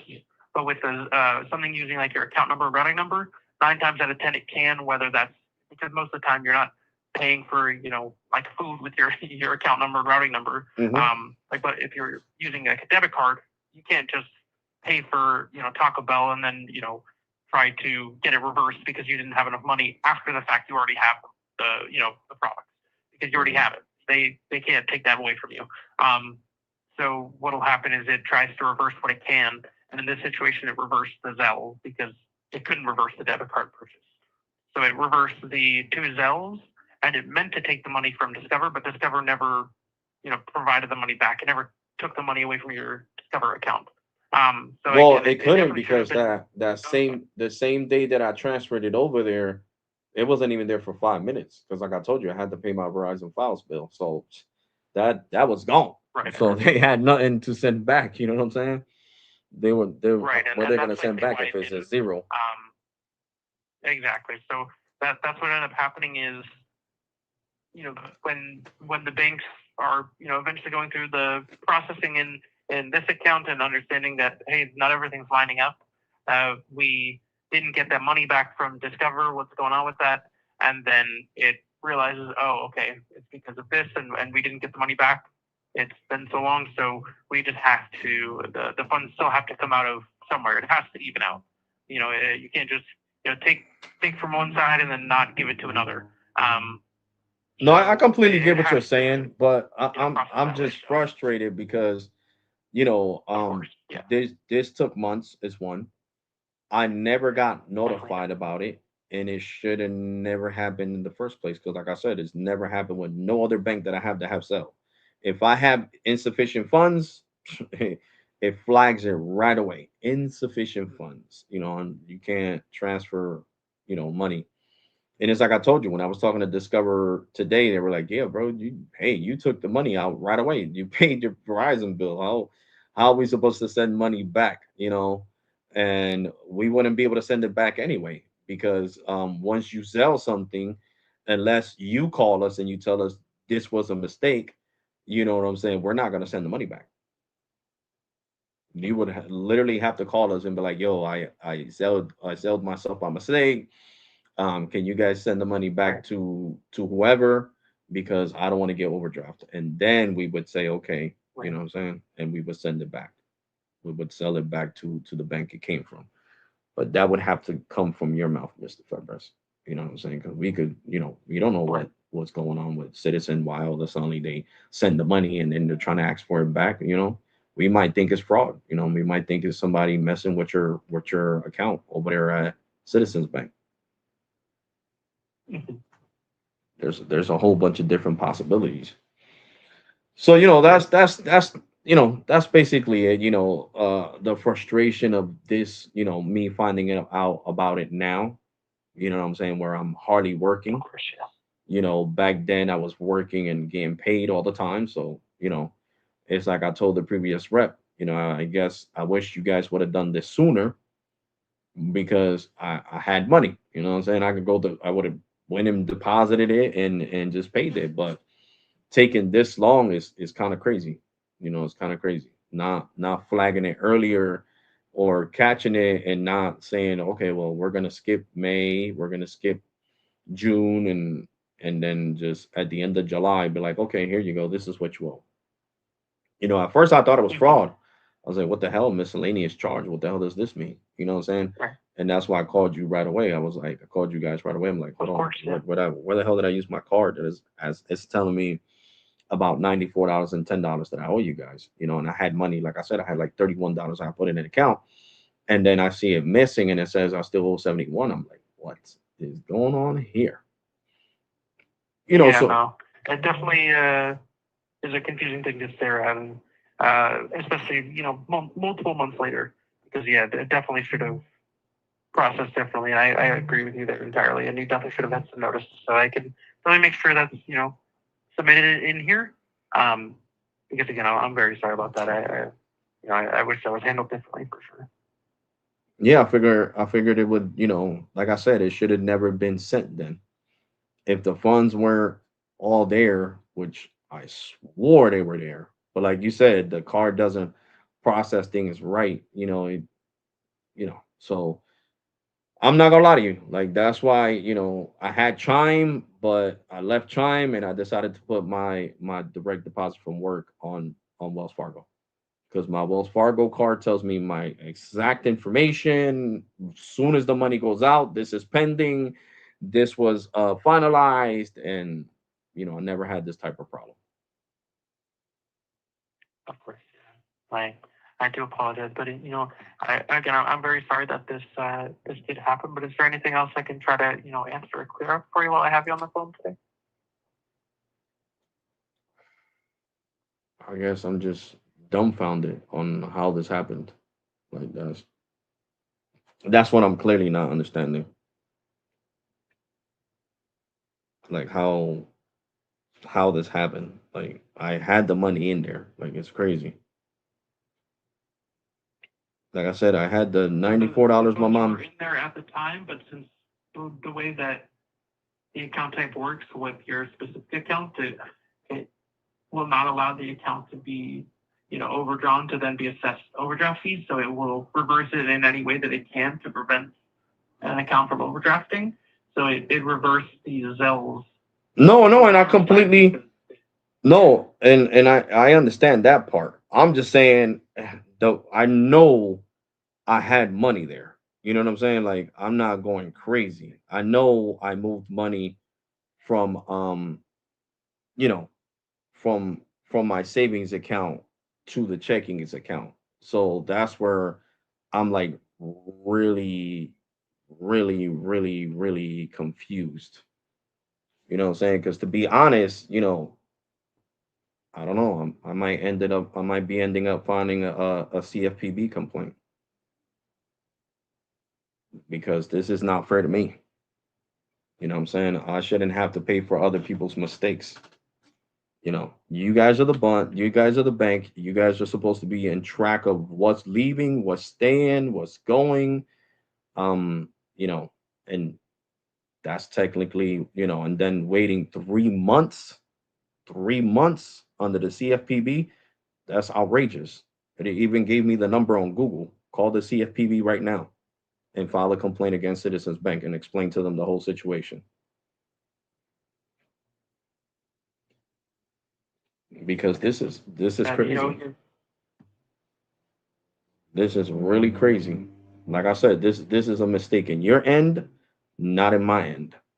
You know what I'm saying? And like I said, from now on, when I do stuff with you guys, I'm screenshotting everything. I'm paying for Apple to give me 2 terabytes anyway, storage for my iPhones. So I'm screenshotting everything.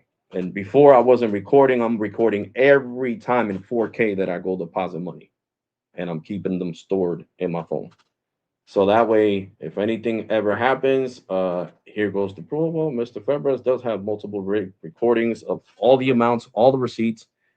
So I don't know where you guys are getting this from. You know what I'm saying? Because this is, like I said, this is crazy. Waiting 3 months. You know what I'm saying? I understand if this would have been done, maybe pushing it in June. I would have been reminded. This is what's going on, and but waiting this long, you could say a whole 90 days to then hit me with a charge is kind of crazy. You know what I'm saying? And if you guys have Zelle, you guys are supposed to know that if somebody uses Zelle, there's no way to get the money back. No way to get the money back. Why you think your Zelle department even told me. That's why we make you do two-step verification, Mr. Febres, because once you send the money, there's no way to get it back. So that's why you receive a 6-digit code that you have to put. So, like I said, how was I supposed to know? I added the money my mom gave me. I moved money from my savings account to the checking account. So I don't know how this whole thing just transpired. Like I just don't really understand it. How did I end up owing you guys money? And then like I said, waiting 3 months to send it, to say, okay, well, you owe us this amount of money. um you know this is what you owe. Like, that's just, it's crazy. It is crazy. It is crazy to to actually analyze that, to wait 3 months. And I am live streaming. I mean, I told you guys before that I am a YouTuber. People are saying wow in the comment section, because I just think this is crazy. This is really crazy. And I don't trust banks. I'm sorry, I don't trust nobody, not even cell phone companies, because you guys have ways of deleting, recordings. You say the monitor recorded, but when I had an issue where I was going to sue Citibank, that recording went bye-byes. What saved me is that I had my live stream. So they was like, no, no, we're going to settle this, no problems. It's on a live stream.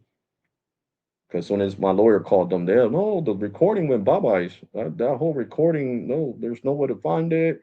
It's not stored nowhere. We can't find it in our system. When he was arguing with Jessica here at Citibank, all that went out the window. Out the window. So so basically, 55,000 people are going to see how you guys conduct business.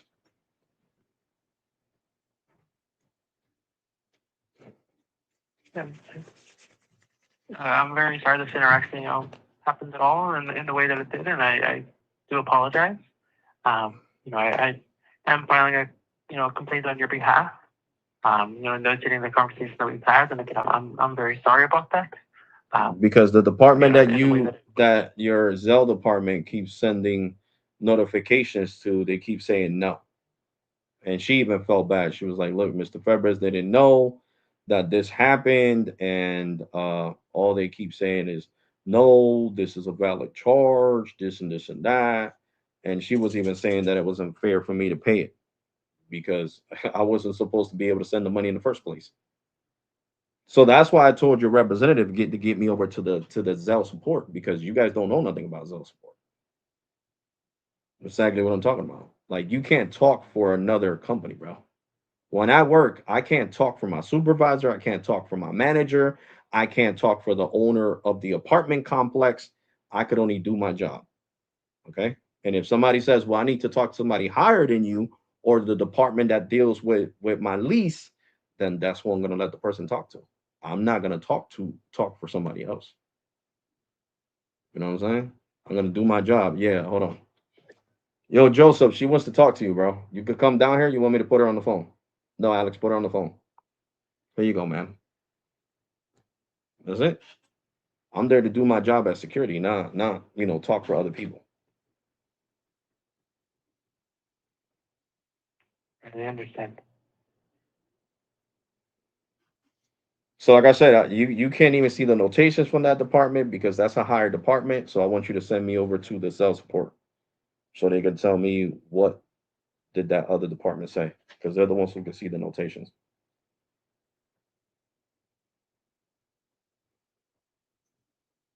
I wouldn't be able to get you to a separate department that would be able to provide you any different information.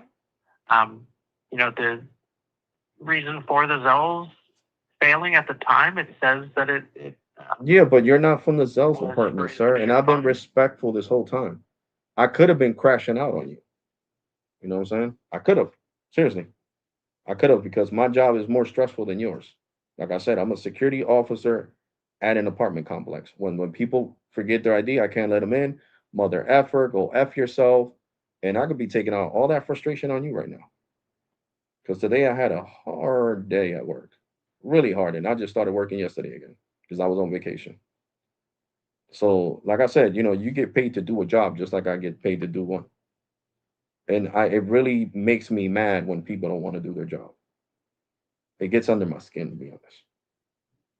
It really doesn't. Because you have the power to transfer me to somebody else, especially when I'm saying I'm going to file a CFPB complaint. You could actually lose your job because I'm recording this on a live stream. I'm letting you know I'm live right now.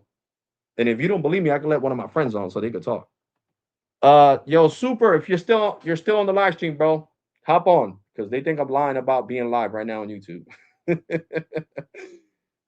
Oh man. I think I'm lying, guys. So super, where's TJ at? TJ, you still there here, bro? Hop on the live stream, TJ. You know what I'm saying? So I don't have to lie, bro. I mean, this is a PR nightmare for you, not for me. I mean, you're denying to do your job. I'm telling you, I'm a YouTuber with a lot of subscribers, and you're still denying to do your job. You're saying, "Oh no." So, bro, you're not supposed to speak for other people. Do you work for Zelle? Is this Zelle support right now? No, you're regular I customer never care. said you were lying. Um, with the Yeah, but you're speaking. actual Listen, you're Zells speaking that for a happened, department. You're speaking for a department that you don't work for. This is exactly why they moved my direct deposit today over here. My boss called me. He was like, "Bro, you're leaving Chime. I seen all the news. That's horrible. Who are you going to? Citizens Bank or Wells Fargo?" And I gave him my Wells Fargo account routing number.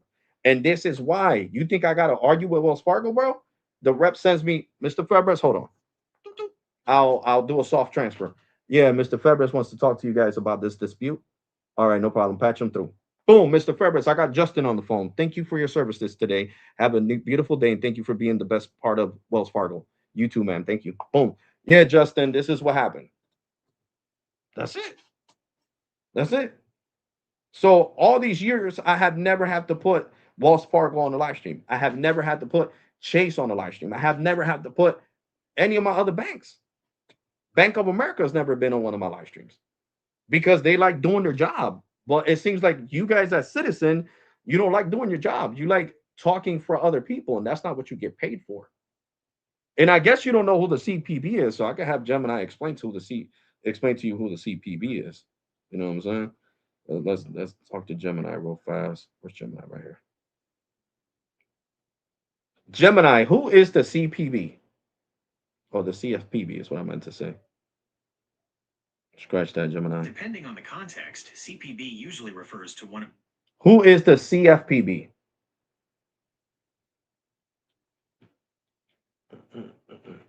The CFPB stands for the Consumer Financial Protection Bureau. It's an independent U.S. government agency created in 2011 under the Dodd-Frank Act following the 2008 financial crisis, specifically to protect everyday consumers from predatory or unfair practices by financial companies. What does the CFPB do?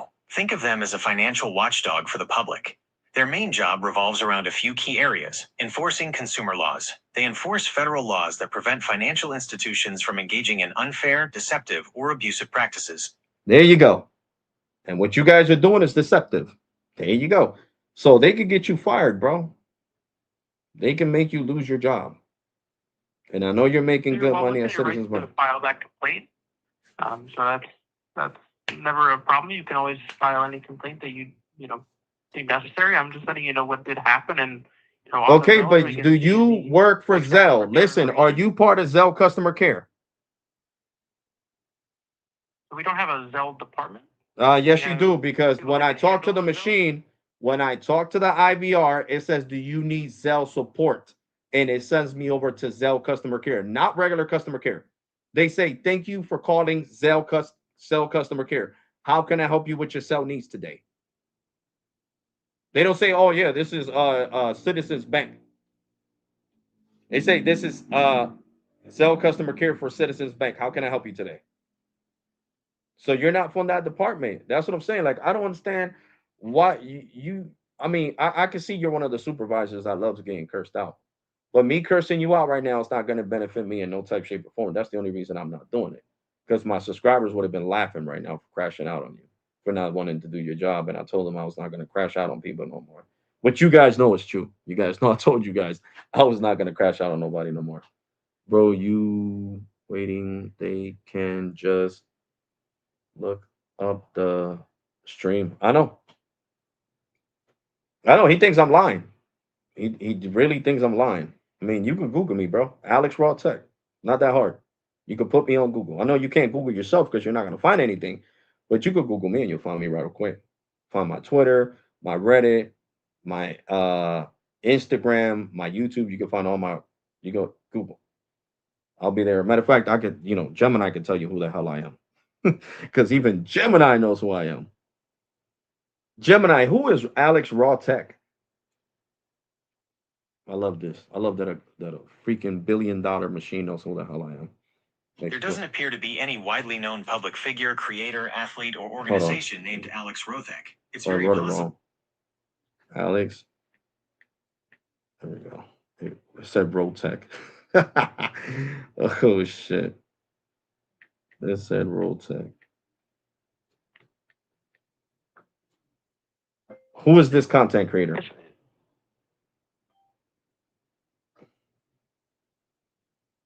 There we go. Doo-doo. Come on, Gemini. It looks like there might be a minor typo in the handle or name. Alex RAwTAlk doesn't point. Alex RAwTAlk. Not Alex TalkTech. Alex RAwTAlk. Come on, Gemini. Jesus. Alex RAwTech, frequently running under the handle at Art20PR or hosting #ALK Mobile and Tech, is a tech creator on YouTube. His channel focuses heavily on raw, unedited, live-streamed breakdowns of the mobile and telecommunications industry. Key highlights of his content: mobile carriers and network tech, deep dives into network bands, coverage, and signal performance across major carriers: Verizon, AT&T, T-Mobile, and MVNOs, like Metro, Boostmobile, Cash App Mobile, and US Mobile. Plan analysis and speed tests, real-time. RAwTAlk. Speed tests, standalone 5G versus 5UW 5G Plus comparisons, and breaking down fine print on carrier plans. RAwTalk live streams. Frequent long form live streams where he discusses emerging mobile news, device drops, tower upgrades, and answers viewer questions directly. There you go. See, even Gemini knows who I am. So that's what I'm saying. All you gotta do is look it up, and you're gonna hear yourself on a live stream. What do I have to lie for? I'm getting paid right I now. never believed you were lying. I'm getting You know, paid I, right now. I Well, you not doing very your well job, within your so right I'm to getting paid regardless on YouTube. live stream it. I don't have a Zelle department I can transfer you to. It's something where I can see these transactions that did happen, on No, you're clearly lying April because if I call from my 2nd. other phone right now, it'll say it'll transfer me to Zelle. Watch this, just to make you So that look. would just be our standard online banking department that also handles Zelle. Call But they would Citizens Bank. not just call the Zelle department. Calling Citizens Fraud Department. Oh, fraud. Yeah, call fraud. They'll get me over to the Zelle. Why did they call this number instead of calling the 1-800 number? So we have just our standard online banking department. That team also handles the Zelles. I can also see the Zelles that happened. Okay, but you're not part and of that department. That's what I'm trying to tell you, and you're lying on a live stream, bro. Basically lying. And I'm gonna make sure I tell this fraud we have department an that you don't online want to do your department. job either. I'm like, yeah, he's on the phone right now on my other iPhone, and he doesn't want to do his job. I'm telling him to send me to online support, and he just wants to sit here and argue. But he can't even see the notations I from the can back transfer you office to team. just our standard online banking department who handles the Zelles, but we don't have a just Zelles only department. I can transfer you directly to our Alexander online banking Febres, department. Christina, can you do me a favor because I've been on the phone with a regular rep supervisor for the last almost look at this an hour and 5 minutes, and he still doesn't know how to do his job and send me over to online support because online support is the only one that can see the reasons why the back office team can it keeps declining my dispute. Because what happened was that back in April, I did Zelle transfers thinking that I had the money in the account, and I sent the money to my Discover account through Zelle. It let it go through, and then he's telling me something about an overdraft by $20 because I had 83, and then you guys never got the money back from from Discover, and then the $83 were gone too, so then that became $104 nightmare for me, and then that happened April 23rd, and I got charged on my Citizens Bank account this month. So it took 90 days for it to, I guess, charge me back. Which I'm not understanding. I'm like completely lost.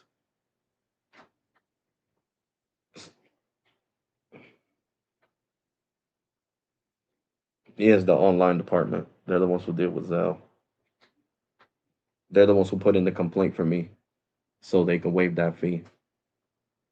Okay, as you're continuing a call with another department on the other line, would you like to disconnect this line? I mean, yeah, I mean, my subscribers and the viewers are already going to see that, you didn't want to do your job. You know what I'm saying? You're risking a federal complaint against Citizens Bank because of your behavior. I mean, you're not handling the call as a supervisor at all. I used to be a supervisor at my old job, and I did not act like you. Not at all. Not at all. Look, I can't see the notations on the computer. Um, Let me call somebody that has access to this, or let me see if I could get somebody over here. Never acted like you. I'm letting you Alexander know that I Febres, Jessica, can are see the you from Zelles online and banking? what has happened.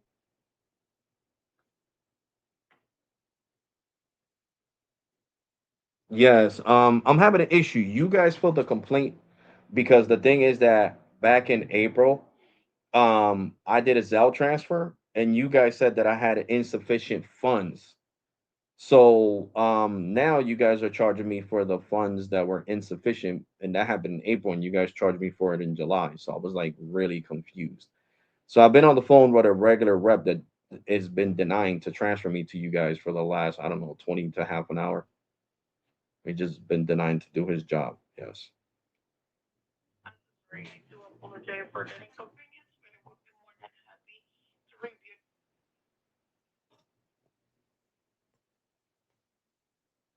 Yeah, it was one for $94 and the other one was for $10. Hmm. Yes, and then another one for $10. Yeah, so I just hung up on that dodo bird, guys. Okay. I don't Let got me time for him. verify, Alexander. May you please have what your account number, ATM or debit card number, please? The what? The debit card number? Yeah, hold on. I'll give you that.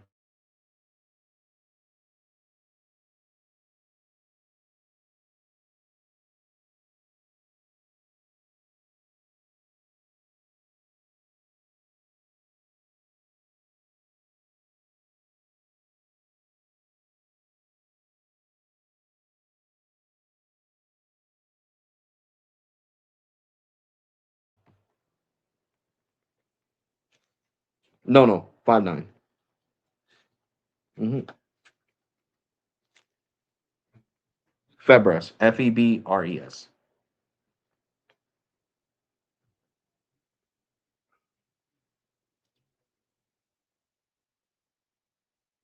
No, it went through.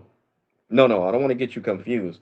The transaction went through, right? You guys, Mm-hmm. it went through. I sent the money to Discover because it was to pay my Mm-hmm. Verizon bill. All right. I paid Mm-hmm. my Verizon bill, and then supposedly the regular rep was telling me that you guys try to pull it back from Discover, but Discover didn't want to give it back.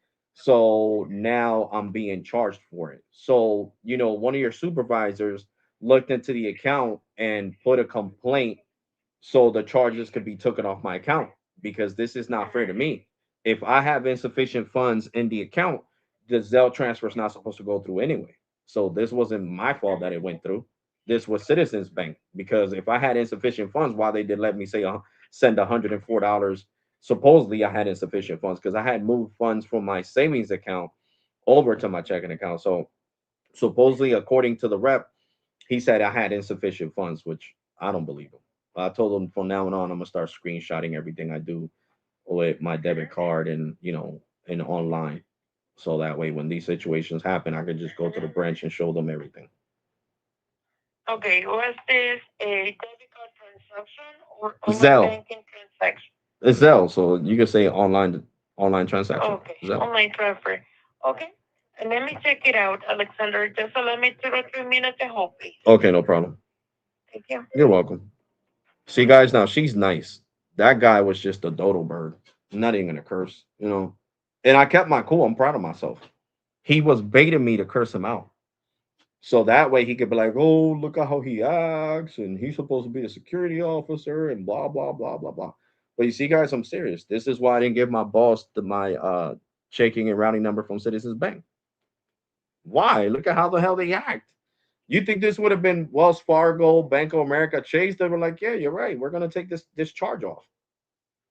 Come on, freaking Bank of America. When I caught COVID back in 2024, 2 years ago, I couldn't pay my card, right? I owed them $380, guys. $380 because of non-payment and late fees. You know what Bank of America did? They said, you know what, Mr. Febres, we're gonna credit the whole $380. I'm like, for real? I almost started crying on the phone with the guy. And I'm not joking. I don't care. It made me feel so happy inside that they were taking care of me. They didn't make me feel unwanted. And he put the whole 380. The same thing happened with US Bank. That's why I love my US Bank credit card. I owed them 250. The supervisor, was like, you know what, Mr. Fabres, we understand it's hard times.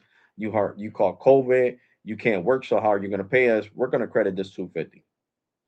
And they accredited with no issues. I had already money in the bank. Imagine.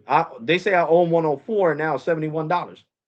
Okay, so you keep the money that you took out of my account when I deposited $60 and you credit the rest. What the hell? I'm not gonna sit here and pay you guys all this money. I don't think so, man. These banks make mistakes and then they want us to pay for it. Mm-mm. I don't care. I used the money. Yeah, I had the money in the account. There's no way to send money through Zelle. He's lying. Talking about some, oh, you had this. Bitch, it wouldn't go through. The hell are you talking about, you damn liar? That's why she's looking into it.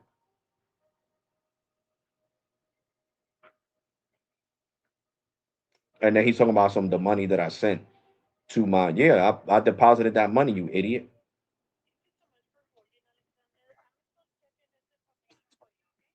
Just allow me to Yeah, three more because minutes.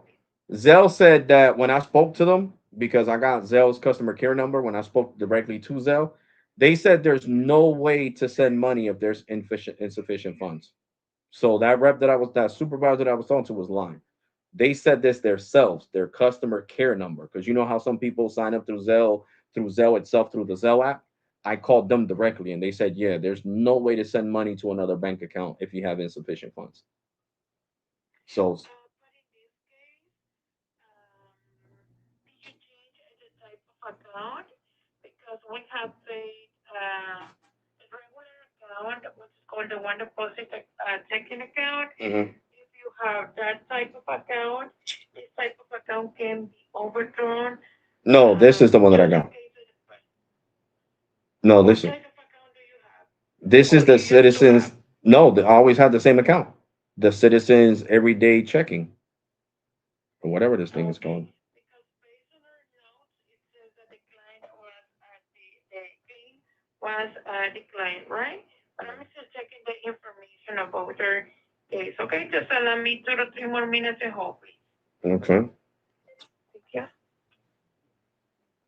See, their back office keeps declining it, guys. And I don't know why the hell they keep declining it because it's their fault. It's not my fault. I got an account that can't be overdrafted. So how are you letting me overdraft? That makes no damn sense. Dunkin' Donuts, baby. Can't because you can't eat chocolate. Yeah.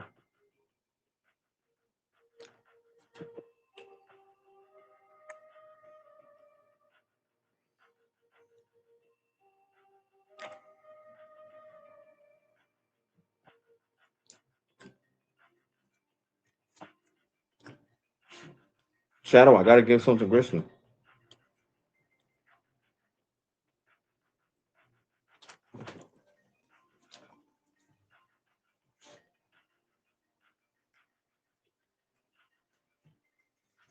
No, Shadow.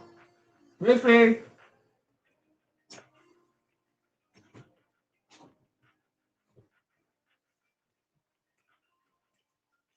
Indiana, throw that piece of donut to Grisney. It has no sugar. That piece of donut in the hallway, throw it to Grisney. Crazy. Because I'm giving him the bottom that it doesn't have no sugar. I want McDonald's. Why? I want fries. Yeah, I'll go for you in a little bit. Talking to the bank right now.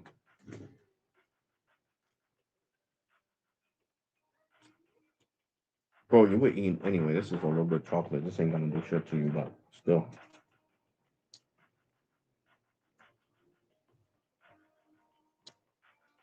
Here you go.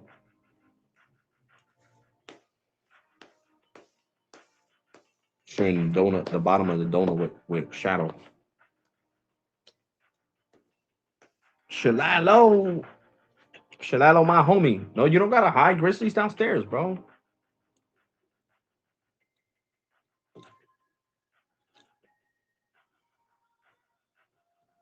This went from talking about tech to we are talking about tech though.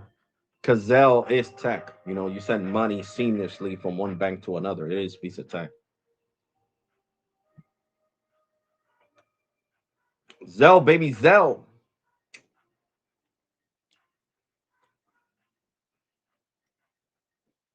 She's telling Grizzly to do tricks, and he's over here barking at her. This tiny mechanical masterpiece.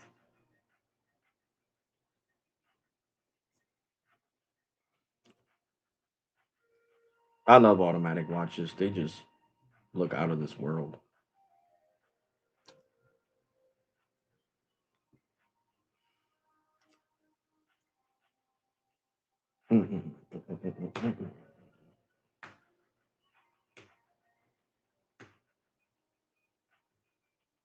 Mm-mm. Mm-mm. Guys, I can't wait to upload this video for you guys. Seriously, you guys, listen. I'm a dodo bird because I was zoomed into the macro site, and I would show you the N77, how many megahertz of N77 and N41, and it was all zoomed in, so it was kind of blurry. I would sit there and blur and zoom it out, and it's just funny. You guys are gonna laugh. I know the people on Reddit are gonna have a field day with me. Damn, bro, you're an idiot. I don't care though. I'll laugh it off.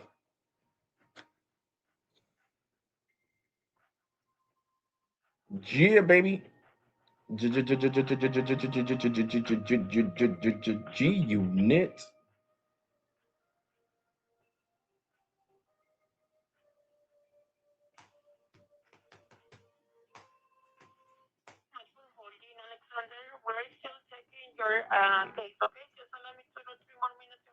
Yeah, because it's just not fair that they keep denying something that I didn't even know. I didn't even get notified. You know what I'm saying? By law, I'm supposed to get notified if something like this happens. A letter, because Bank of America sure as hell sends me letters in Chase when I overdraft. Oh, this letter's to let you know that you overdraft on this day and da da da da. You know what I'm saying? You guys never sent me no email, no physical documentation, nothing. So how they're gonna say, oh well, he's still held accountable when we didn't let him know? You're supposed to let the customer know in the first 30 days of overdrafting, not 90 days later.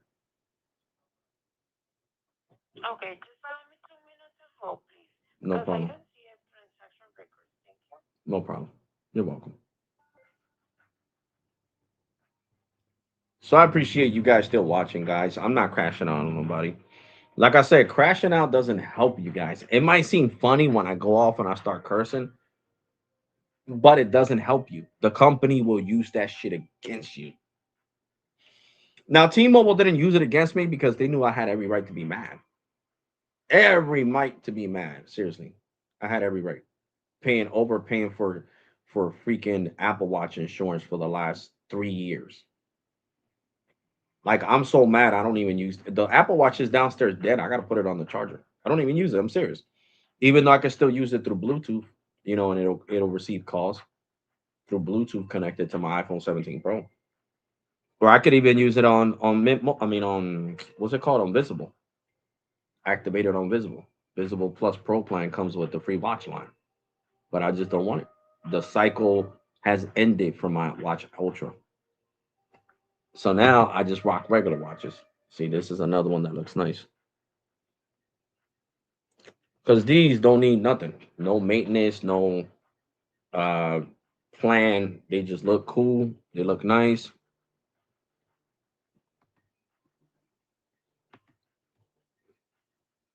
Oh, what happened?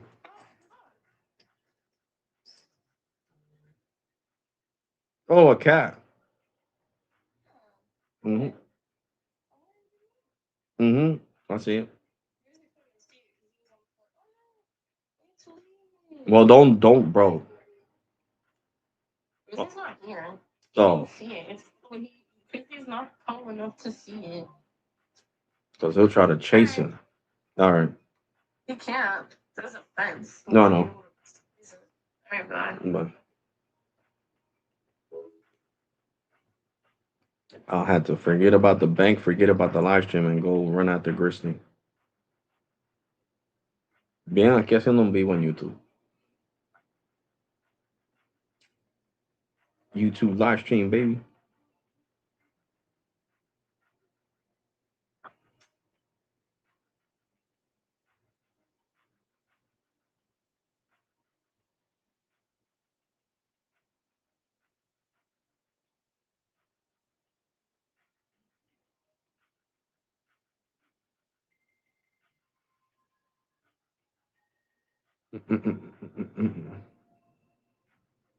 And YouTube already knows I can't do nothing about the company's hold music. I swear they all use the same song. Boost Mobile push you on hold is the same one. Verizon push you on hold is the same one. T-Mobile push you on hold is the same one. They all use the same hold music. So how is it even copyrighted? A song that every cell phone company uses shouldn't be allowed to be copyrighted because then what? It's copyright infringement against all the carriers and even the banks because they all use the same shit. Listen to it. It's the same shit. Call T-Mobile when they put me on hold right now. It'll be the same damn song.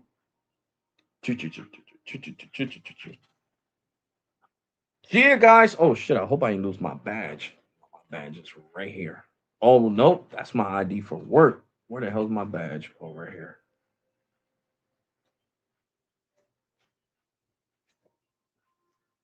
Oh, I thought I lost my money. It was in my pocket, my other pocket. What a dodo bird! See, I told you, I'm a dodo bird too, guys. I forget shit. Do do do do do do do do do do. Dodo bird, raw tech. There you go. Damn, I've been live for 2 hours and 31 minutes, guys. Make sure you smash that like button for real. It really helps out. Well, anyway, while she got me on hold, man, I'm gonna be doing more videos, guys, showing you guys the macro sites and exactly where I'm speed testing. And I'm gonna make sure the freaking thumbnail looks just as cool as the one that I got right now. This thing looks boss. Boss, boss, boss. I mean, look at this. Look at this thumbnail that Gemini created for me. And it's perfect because I am testing all three. Well, I'm testing Metro as well, but I didn't add Metro into the thumbnail. Damn, forgot. I forgot to add Metro into the thumbnail. But it's all right, you know. Metro's part of T-Mobile anyway. But that thumbnail looks boss. Boss, boss, boss. I'm gonna be like, it's true though. Speed testing right across the street from the macro site.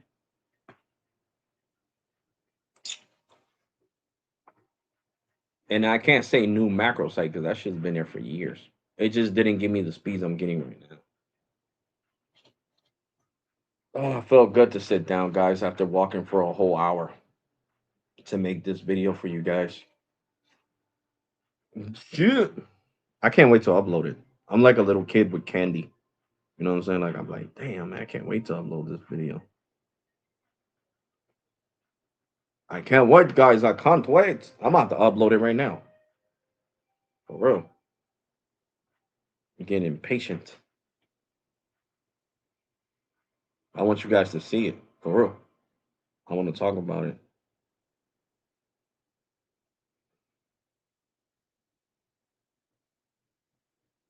Like this one, look. The one that I made for you guys yesterday. Hold on.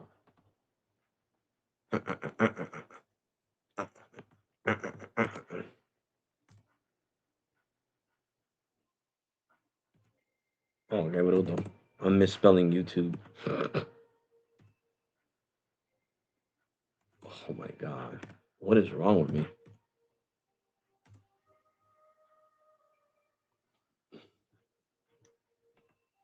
My boy Roman Reigns. I didn't even know his favorite team was the Yankees. All right, so I'm gonna do a screen share. Thank you so much for holding, Alexander. We're still checking your transaction history, okay? To see what's going on here. No Just allow problem. me to repeat 1 minute to hold, please. No problem. Thank You're welcome. So do you guys see what I'm looking at? Let's see. Yes, you do. All right. So you guys are seeing what I'm looking at. All right.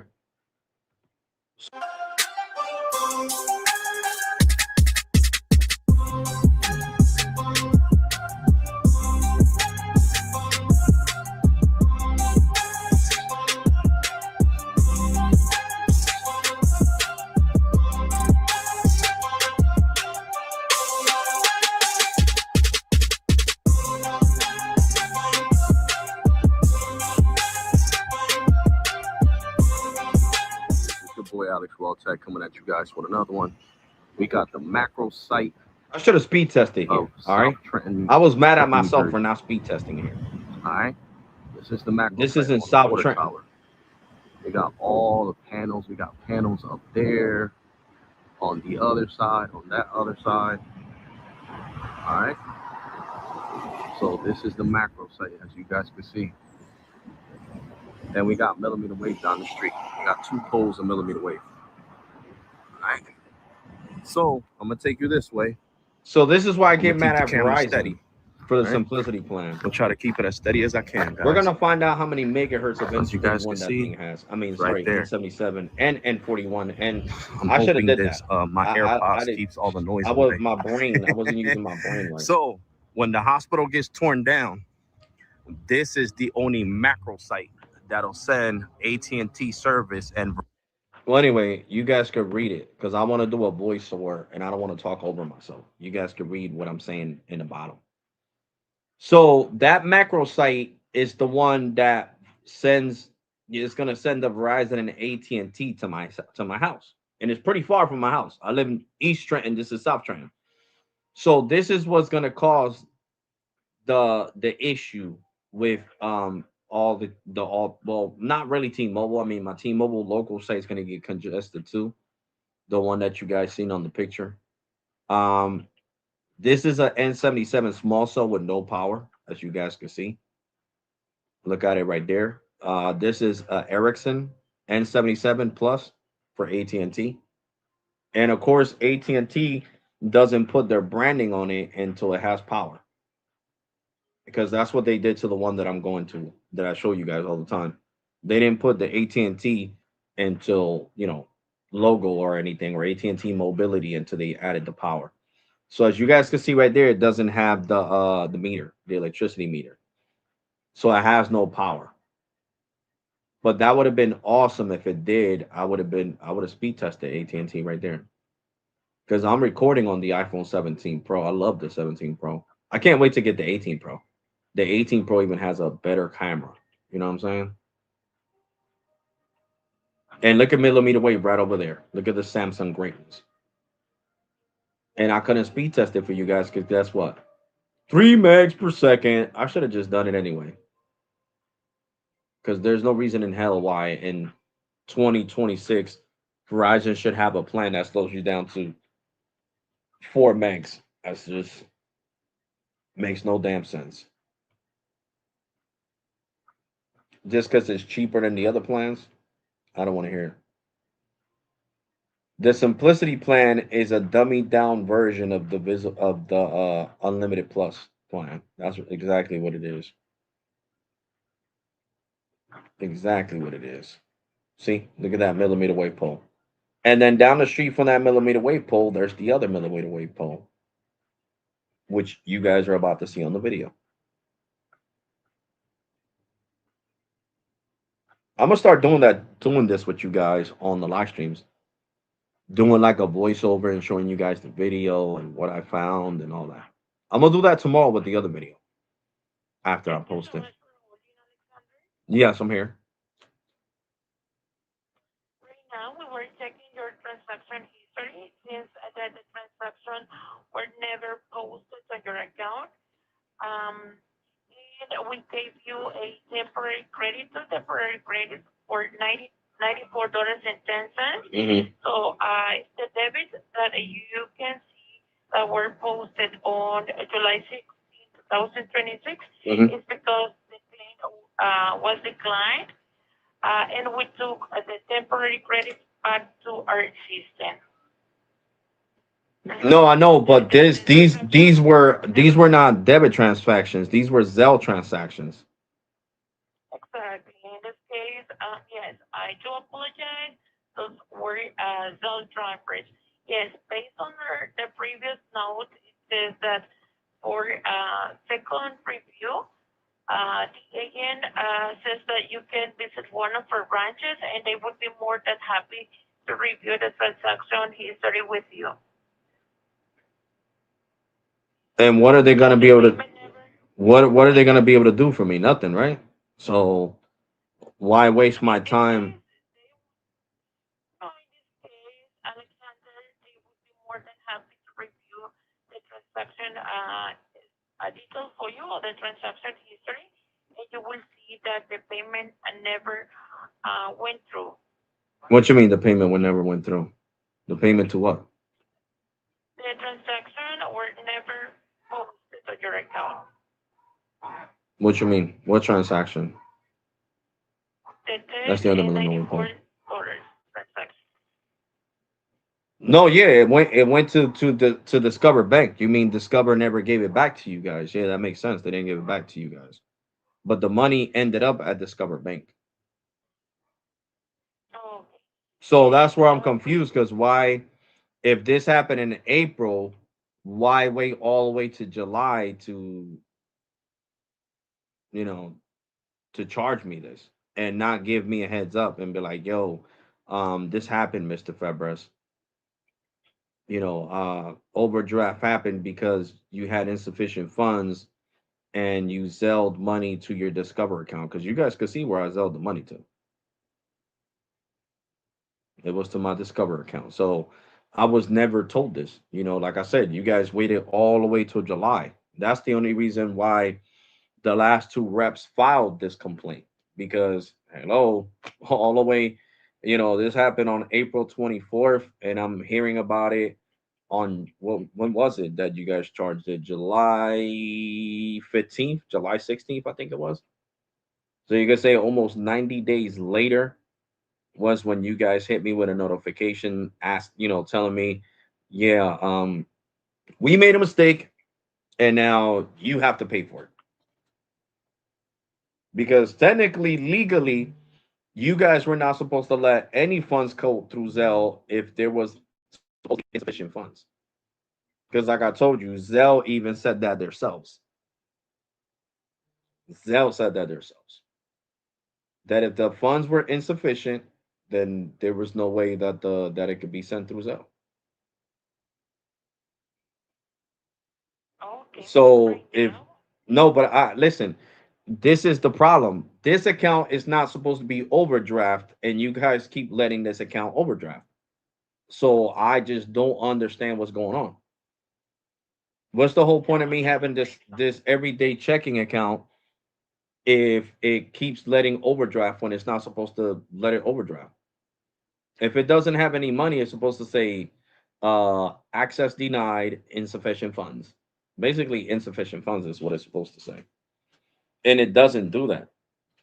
It does not do that whatsoever. Whatsoever. So okay, that's where we're having a problem here because this checking account that I got is supposed to never let me overdraft. Never, because I didn't want to pay no overdraft fees. That's exactly why I got this checking account. So what the issue that you guys technically are letting this account overdraft, I could get Citizens Bank in a lot of trouble for this with the CFPB, the Federal Bureau of Consumer Affairs, because you guys, if something says, if you sign up for something and it says you will never pay an overdraft fee and you also will never be overdraft on your account, if the funds are not there, we are stopping the payment right away. And you guys decide to let a payment go through, then whose fault is that? Is that my fault or Citizens Bank's fault? in this case, I'm double checking your transaction history, and there is no overdraft fees No, record no, no. on your But I'm not account. talking about overdraft fees, ma'am. I'm talking about letting the account overdraft. I didn't say overdraft fees. I said letting the account overdraft. The reason why I got this account, so I want to see no overdraft at all. If the money's not there, decline the transaction. Say insufficient funds. That's what I'm talking about. I'm not talking about overdraft fees. I'm saying you guys let the account overdraft. And then you guys are telling me you guys let the account overdraft for $114. And you let me know 90 days later, which is illegal. That's why I'm quoting you the law. That's under the federal government. It says you have 30 days to notify a customer if they have overdraft in the last 30 days. Not 90 days, 30 days. And you guys waited 90 days to let me know that this situation happened. So legally, you guys are at fault, not me. You guys are supposed to give me a 30-day grace period where you let me know this is what happened, this is why you're getting charged, and this is what you got to pay. And legally, when you have your own terms and conditions and you guys are breaking them because under your own terms and conditions in your policy, it says that this account can't be overdraft and this account can't pay for things if you don't have the funds, then you guys are violating your own terms and conditions. You can't have terms and conditions and have policies that you get to break just because you're the bank. Okay, well, we don't care if this is what's implemented on citizensbank.com. We're going to do it anyway. And then we'll just charge the customer. You can't do that. That's illegal. That is illegal. And the CFPB could give you a bigger fine than the $71 that I'm asking you guys to waive because it's your fault. The CFPB could give you a fine from 50 to $100,000 for this mistake, which is way more. So you guys would be getting fined, and you guys would legally have to reverse the charge of $71. Well, the whole 104. So you would get a fine from them, and then you guys still would have to give me my money back because the money that I have that had in the account needs to go back because this was your fault, not mine. Like I said, this was Citizens Bank. There's no way to flip it on me and say, "Oh well, Mr. Fabres, we understand we made a mistake, but you still got to pay for it." It is a bank mistake. You're right. Your account is not supposed to be overdraft, but it is what it is. We made a bonehead mistake, and we want you to pay for it. Even though it's our mistake, but we still want you to pay for it because you're 100% right. Our terms and conditions under Citizens Bank says that this account will never be overdraft, and yours was overdraft. So you are 100% correct.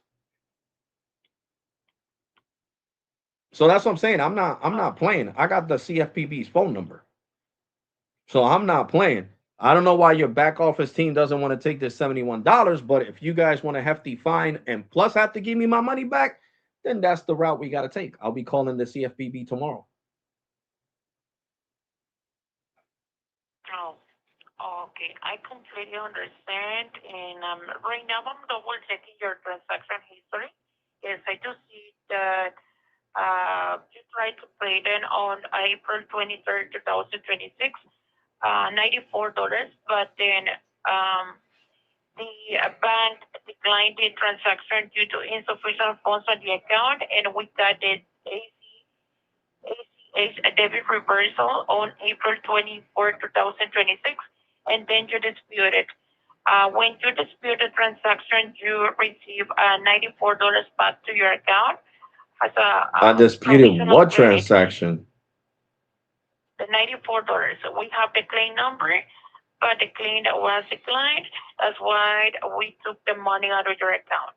No, We took like a the provisional dispute. credit. Listen, the dispute that was done by your department, by a supervisor in your department, was because she even said it was unfair for me to pay something 90 days later.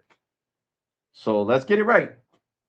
That's why she filed that dispute because she said it was unfair for me to pay for something when this card wasn't supposed to get overdrafted in the first place because that's what I paid for. And that's the key thing here. The principles here is that I'm not supposed to be able to overdraft this card. So if the card gets overdraft, whose fault is it? It's the bank's fault, not my fault. Because if I see that the money is there and I have sufficient funds, then of course I'm gonna assume that I could use that money. Like that's what I'm not understanding about Citizens Bank. I don't understand how you guys do things. Because with Bank of America, if something's pending, it's pending, it's taken out my account. They say, look, in 3 to 4 days, if the merchant doesn't claim it, it's gonna go back into your account. So it's automatically removed from my funds in real time. So I know in real time how much money I got left over. Capital One, the same thing. Discover, the same thing. US Bank, the same thing. Chase, the same thing. Wells Fargo, the same thing. Like, this is exactly why I didn't put my job direct deposit payroll with you guys. Because look at the things you guys do. Imagine my $1,800 paycheck coming in here.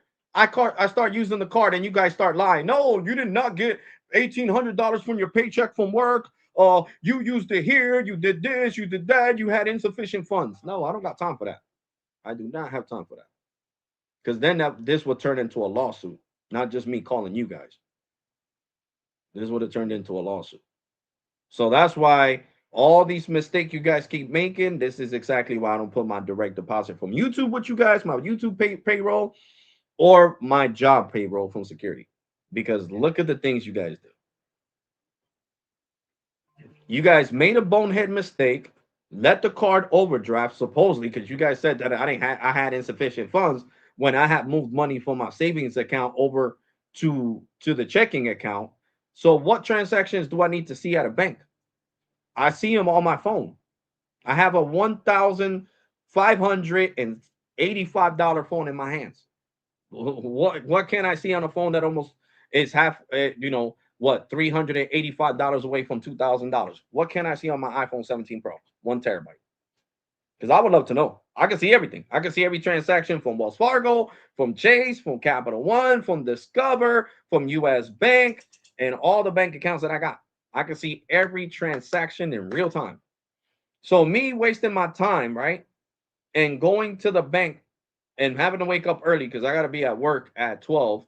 So having to wake up at 8 o'clock in the morning to go over there because the bank is like 3 blocks away from my house, not that far, and going to Citizens Bank and then have them show me the same thing that I'm seeing on myself. How is that going to make any sense?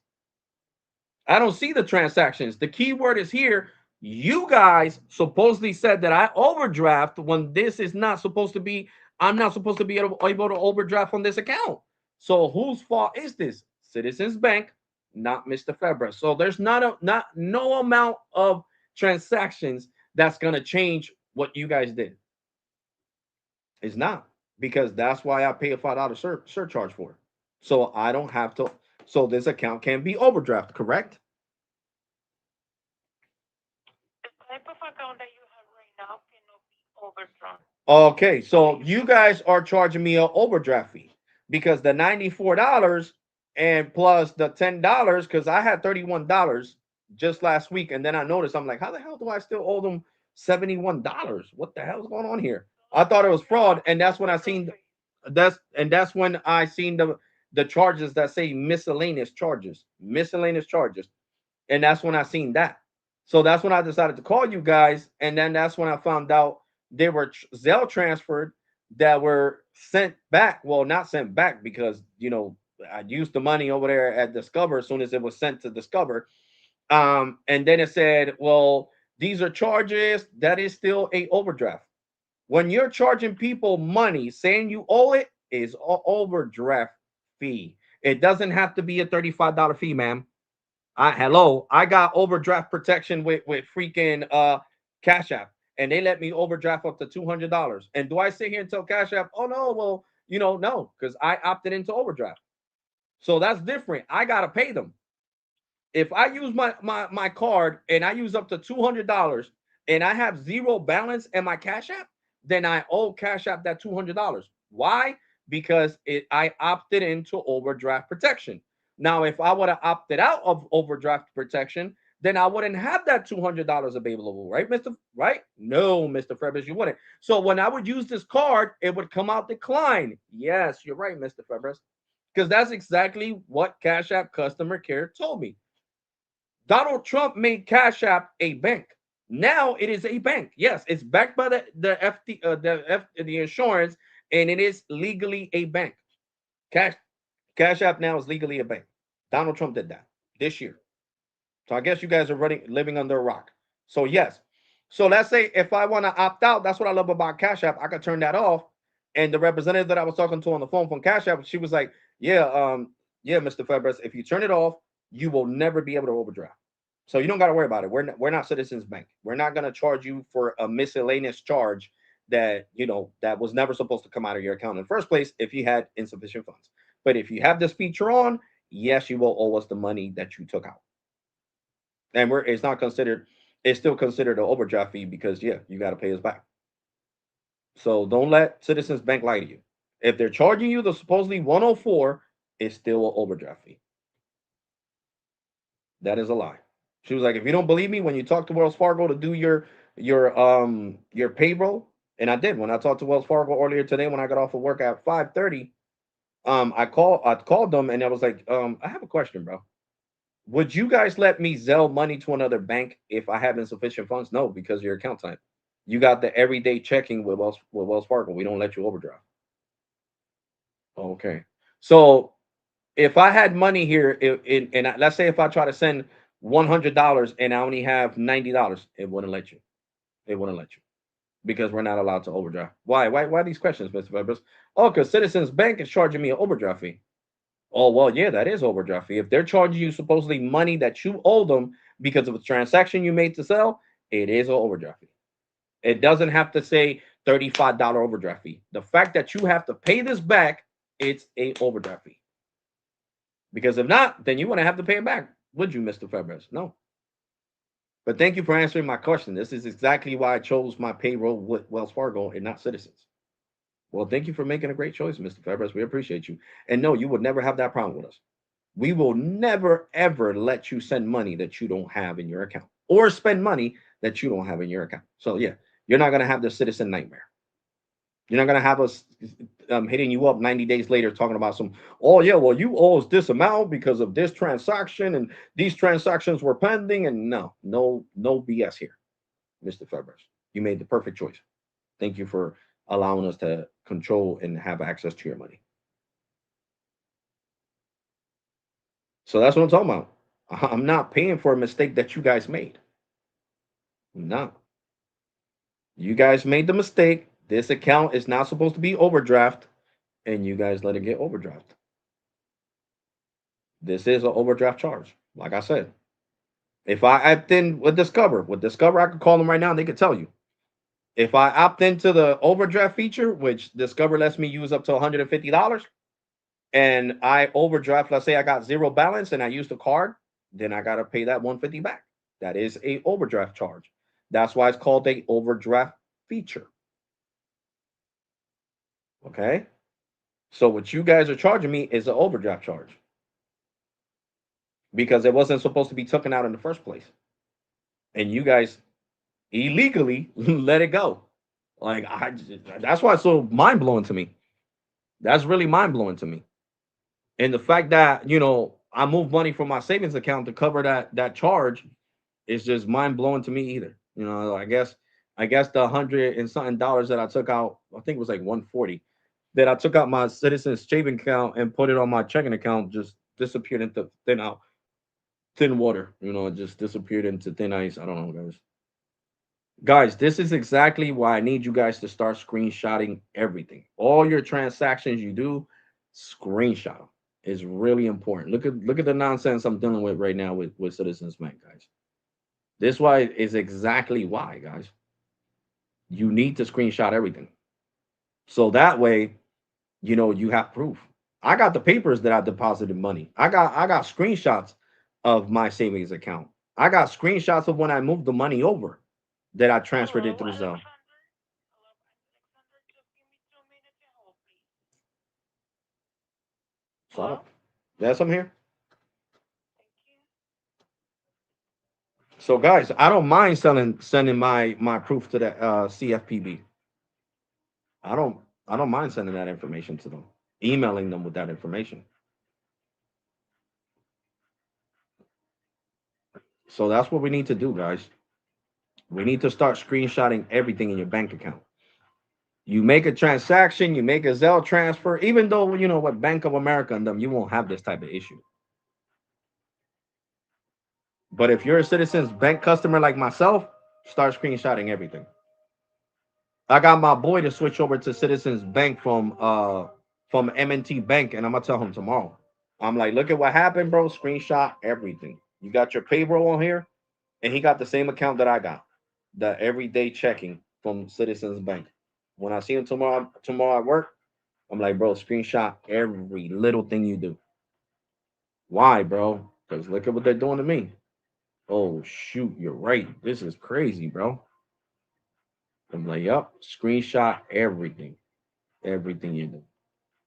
Because then they're gonna say they let you overdraft by mistake, and tell you gotta pay them back too. This is crazy. Remember last time I was crashing out on them because of Zelle, because they had blocked my Zelle. Like it's just nightmare after nightmare, bro. When it's not with Chime, me crashing out on Chime is Citizens Bank doing something they're not supposed to be doing. And at that, my best friend in Massachusetts was like, "Yo, don't get them, bro." I heard horror stories of Citizens Bank, and I just decided not to listen. And I said, "Bro, that's people talking trash." And now I see why Citizens Bank got a bad reputation. Imagine people all the way in Boston telling me not to get Citizens Bank. Crazy, crazy, crazy, guys.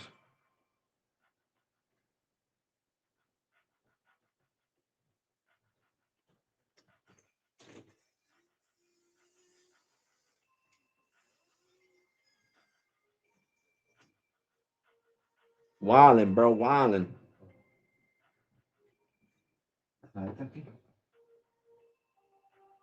But yeah, I was just showing you guys you could get 1080p with the builder plan on this video. What the hell did I click on? I was showing you guys that you guys could get 1080p on here. That's what I was showing you guys. Esa puerta que tengo la mano llena de tecnología no sube, gracias.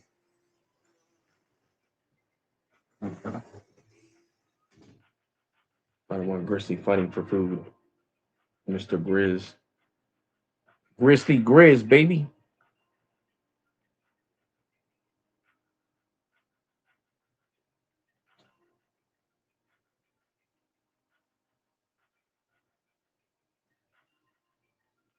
Oh shit.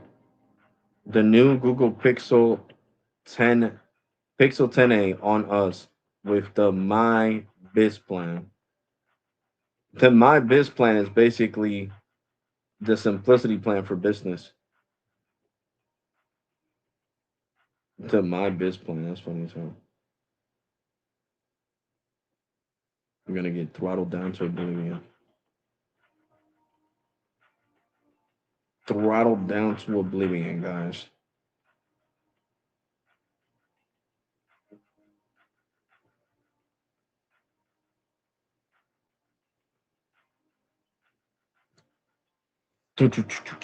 See, it picked up 1080p and it was playing with no problems, guys, with no issues. Booker, what's up, Booker? Stay away from Citizens Bank, y'all. Oh shit, Booker, you funny, bro. I mean, you guys see what I'm going through right now, guys. All jokes aside, you guys are hearing it. You guys are not seeing it, but you guys are hearing it.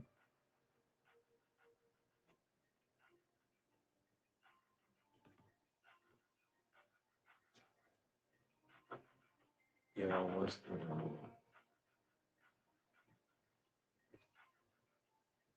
Super and Super? Thank you for the donation earlier, bro. Appreciate you, bro. Appreciate that, broski. Your boy's over here grinding on YouTube to push this content out, guys. Phew. Damn, my freaking iPhone 17 Pro's at freaking 32%. Good lord. Well, yeah, like I was telling you guys, the hospital's not gonna be demolished till December. In December is when the hospital will be demolished because AT&T and Verizon and T-Mobile paid to keep it up longer. So they're just gonna break that side that I'm gonna show you guys the picture anyway. They're just breaking this side and then they're gonna leave the hospital alone. No. They're just gonna tear down the rest of this side. Let me bring down the brightness on the phone so you guys can see this picture better. Okay. They're just breaking this side down, all of this right here, but they're not gonna touch the other side where the panels are at. You know, like right here. They're not gonna touch this, none of this right here. None of it at all. Like they might break this little piece right here in the bottom, but they're gonna focus more on this side right here, the building of the hospital, the old hospital that's still being demolished. And then in December it's supposed to go down. So by December, I guess Verizon and AT&T and T-Mobile just need to come out with some money and dish out some money and get some permits to put a macro site, one of them big tall poles somewhere. It could even be in the parking lot of the hospital. I'm serious. Because the hospital is going to be, it's not going to be it's going to be an emergency room, right? So it's not going to need that much space like the hospital did. So they could even do it there. They could put a macro site there. They could put a big pole there, get the electricity, and between all three of them, they pay the lease, just like they do on the water tower, on the other macro site I showed you guys today, that I'm going to show you guys today. They can do that. Seriously. I mean, these companies are multi-billionaires. I don't see why, you know, why do I gotta think for AT&T and Verizon is the crazy shit. You know what I'm saying? And T-Mobile. I shouldn't have to think for them. You know what I'm saying? They should already know that. Like this macro site. Look, this macro site is a big pole. I'm gonna show it to you guys. This is the video, so I'm not gonna play it because I want you guys to see it when I post it. That's the macro site in Hamilton, New Jersey. Okay, that's the macro site. That thing has 100 megahertz of N77 for Verizon, 80 megahertz of N77 for AT&T, and 100 megahertz of N41 for T-Mobile. That's the macro site right there that you guys are looking at. So they could build a site like this on the side of the hospital. For real. They could just talk, money talk, BS walk. You guys don't want to lose customers. That's what you guys need to do. Talk to what is it called? Who owns that whole site? That's Capital Health. All you guys need to do, Verizon, AT&T, and T-Mobile, you guys like watching my live streams to see what I'm talking about. What you guys need to do is contact Capital Health and say, can you spare a little corner of the hospital so we could put the a pole tall enough with a macro site, at least like I don't know, 60, like 50 feet up in the air. Can you? Is that gonna make the hospital look ugly? No. Are people in Trenton gonna care about a macro site next to a hospital? No. People don't care about that macro site. And that's in back of a freaking. That's in back of a what's that called? A fire station. You guys are gonna see the fire station on the video because I show the fire station and the pole right next to the fire station, right in back of it. That macro site is in back of a fire station. Thank you so much for holding, Alexander. I have Morgan on the line. I'm just going to continue from here, okay? Thank you so much for banking with us and for being a value customer. Have a great day. You too.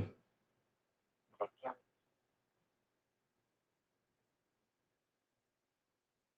Hi, my name is Morgan. I'm an online banking supervisor here with Citizens. Am I Mhm. speaking with Alexander? Yes, you are. Hi, Alexander. Do you prefer Alexander or Alex? Either one doesn't bother me. Okay. Okay. I think I actually did speak with you earlier in the week. My colleague was letting me know that this call today was in regards to, it looks like there was the two miscellaneous charges on the account for the amount filed for the claim. Is that correct?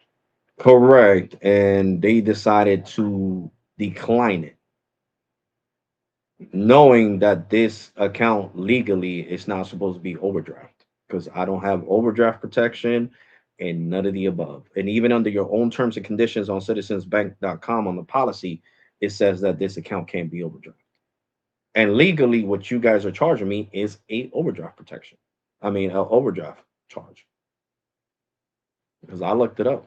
Gotcha. My best friend is a lawyer, and he said yes, that is a overdraft charge. Don't let nobody lie to you. That is an overdraft charge. I sent him the screenshots. He said, "Yeah, Okay. that's overdraft charge." Okay. So I do want to just confirm because the agent that transferred you over to me did mention the call is being recorded as well as live streamed. I just wanted to get confirmation from you on that as well. Correct. Because I feel like, nothing's being done. And sometimes when banks are scared of bad publicity and losing more customers because of their behavior, they actually take action. You know what I'm saying? I, you know, Yeah, I completely hear and you and there. it becomes a damage control situation. So you just need to contact them and let them know this whole interaction is on a live stream, and they just need Yeah, to do their so job, I because the reason why I'm live streaming this is in case I make a complaint with the CFPB, the Federal Protection Bureau for customers that deal with banks. It's like the FCC, they deal with cell phone companies. The CFPB is for banks when banks I practice shady completely practices and all that. And what you guys are doing, when I looked it up on their website earlier, is not right. Charging me after 90 days when under their own terms says 90, you have 30 days to legally notify somebody of overdrafting or a mistake that was done on the account, not 3 months yep, later. I do understand the frustration there. So there's just a couple of things I want to touch upon first. The type of account that you have, it is listed that it cannot, while itself is designed to protect from prevent overdraft, there are still times that the account could result in a negative balance. If a transaction does result in a negative balance on the account, you will not be charged an overdraft fee. What you're seeing are miscellaneous charges due to the claim discrepancy that happened in the past. No, I I know, but understand the that's what I told frustrating you. I and had moved money. I'm not trying to be rude and cut you off, but I had moved no, you're money okay. from my savings account over to the checking account when I did this transfer over to Discover. You know what I'm saying? I wish I would have just screen recorded everything. That's what I'm gonna start doing, because that way there's no disputing it, no arguing it. He got the recording. He's right. The money was there. So what the hell happened to this $160 he moved over from the savings account? This is unaccounted for. He's 100% right, because I this understand this the is frustration. this is the issue. You know what I'm saying? That's why this time when I went to the bank and I deposited the money, I recorded it in 4K on my iPhone 17 Pro. This thing takes beautiful pictures and the videos look awesome on YouTube. So there's no way to say, oh, well, that's not a Citizens Bank. Oh, yes, it is. There goes the ATM. He was recording everything. He put the money, he counted it. We could see the $100 bills, the $20 bills, the $5 bills, the $1 bills. We could see everything in 4K. So there's no way to get out of this. So like I said, I'm just upset because I understand what you're saying, but that's not supposed to happen. Okay. With Wells Fargo, it does not happen. There's no way I could be overdrafted. It'll just say insufficient funds. Bank of America, the same thing. Chase, the same thing. US Bank, the same thing. It's the same thing. Discover Bank, the same thing. I have never, every time I try to do something, either like, let's say if I didn't notice that I bought something, right? Because sometimes you forget you bought something. And I would try to Yeah. Zelle you guys money from Discover, insufficient funds. And then I would look at my transaction. Oh, shoot, I forgot I paid the T-Mobile bill. You know what I'm saying? And then I would realize that I did that. So yeah, with the other banks, there's no way to do it. Not even sometimes. There's no way to do it. No way. The only way you can do it is if you opt in. That's why they have you legally put your initials with Bank of America and everybody else. Wells Fargo was like, yeah, if you want to do it and be able to overdraft, I have to send you this DocuSign. You're gonna put your initials and you're gonna agree to the terms you see there. You know what I'm saying? Because other than that, you will never ever see any type of overdraft fee, or if we no mistakes here. No mistakes where, oh, we let you Right. overdraft by mistake. We're sorry. This I is our completely fault. Well, understand the frustration, Alex. I do apologize for cutting you off. I did just want to give you an explanation briefly about the miscellaneous charges you're seeing not being overdraft fees, but as in regards to anything else about the transactions themselves or the claims, I just would not be able to proceed over the recorded line today with you live streaming the conversation we're having for safety and security purposes. So at this point I now, mean, after what that brief safety explanation and about those charges, what go safety ahead. is my account. If anything, I need to worry about Correct. myself. It's my account. It's not your account. We're not talking about your bank account. We're talking about my bank account, so I should be worried about if I'm live streaming and I have so many people watching or whatever the case may be. I'm the one who has to worry about it. You know what I'm Yes, saying? I totally understand that I'm just for as tired long of as you going know around your and finances, there are just certain policies that I do have to adhere to here at Citizens Bank, and I would no, no, never be able to Citizens like Bank just continue this doesn't want you to say conversation with you nothing over a live that's stream. gonna that could be used against you. Let's not patronize me, okay? I don't want to get mad. I've I been do respectful not want you towards to feel you, patronized. That's not my yeah, intention because you're whatsoever. reading a script right now. You think I don't know this? You Nope, think I I'm don't got not. family? My cousin just quit from Citizens Bank because she don't like the way you guys interact. She was working there. She was there since it was a Roman bank. Since it was Roman bank, so she was there for like 15 years, and she was like, "Yeah, I left them. I left them. I left them. I didn't care about the money. I went to a smaller bank that only exists, the Bank of New Jersey. I'm working at the Bank of New Jersey now because I didn't like the way Citizen was conducting business. You're right. That account that you got, they'll do that, and then they'll say you got to pay for it. When legally they're not even, it's not even supposed to happen. They're not supposed to let you do any type of overdraft. And watch, if you call them, they're gonna say, "Yeah, I understand, but you know, there's certain sequences where this will happen." And I got tired of that because at the branch, they're not the ones getting cursed out. They're not the ones getting cursed out saying, "Oh, why the F I signed up for this BS and now you guys are charging me an overdraft fee. This is an overdraft fee. It doesn't have to be a $35 fee or anything like that. The fact that you guys are charging me money that you're saying that I used is an overdraft fee." And that's what an overdraft fee is Again, I called. It's do. not legally, it's not called just because you, like I said, my best friend is a lawyer. He went to freaking Princeton University. The dude is a lawyer. He knows what the hell he's talking about. It is legally, if you gotta pay for something in your bank account because it was taken out and the bank feels like you owe the money, it is a overdraft fee because the funds weren't there and they had to cover the damages of your transaction. So it doesn't have to be a fee. It doesn't have to say overdraft fee for it to be an overdraft fee. The fact that you guys are charging it makes it an overdraft fee. Now, if you guys weren't charging it, then it wouldn't be an overdraft fee. Okay, It's like I again, told the I'll previous explain to rep. you. Donald Trump turned what's this thing called Cash App into a bank now. It is a legal bank. It is a legal bank. So now they let me overdraft up to $200 on my account, right? And I turn that feature on. If I turn it off, I can never overdraft because it has happened to me. I've been embarrassed where I forgot. I forgot to put money in my Cash App, and I'll go to Walmart to do groceries, and I'll try to swipe, and it'll say declined, declined. I'll try to move money over from my account to my card, to my Chase card. It'll say declined. And now that I opted in, it lets the money go through. But of course, then I owe, Cash App the money because I used it. It wasn't my money, it was an overdraft. So that's what I'm saying. So how is it that, it's still an overdraft? Because they're giving me the $200 that don't belong to me, that belong to them, and I'm using it to cover the stuff that I can't afford to pay right now. And the great thing about them, they give you 30 days to pay it back. It's not like regular banks. So Donald Trump made sure he regulated all that. This is like a whole new bank with Cash App. No overdraft fees. You got 30 days to pay them back and all that. No, oh, well, you got 3 days. Every 3 days that you don't pay us back, we're going to charge you another $35 like you guys do in Bank of America and Chase and everybody else. Nope. Them, I got 30 days. I borrowed the whole $200. I swiped my card, did the groceries, and I paid them back yesterday with no issues. No continuing charge after charge after charge after charge after charge on my Cash App account. None whatsoever. And when I called them, they was like, "Yeah, this is what Donald Trump did." Now we're legally a bank. We are a financial institution. We're not just a fintech company. We are a financial institution.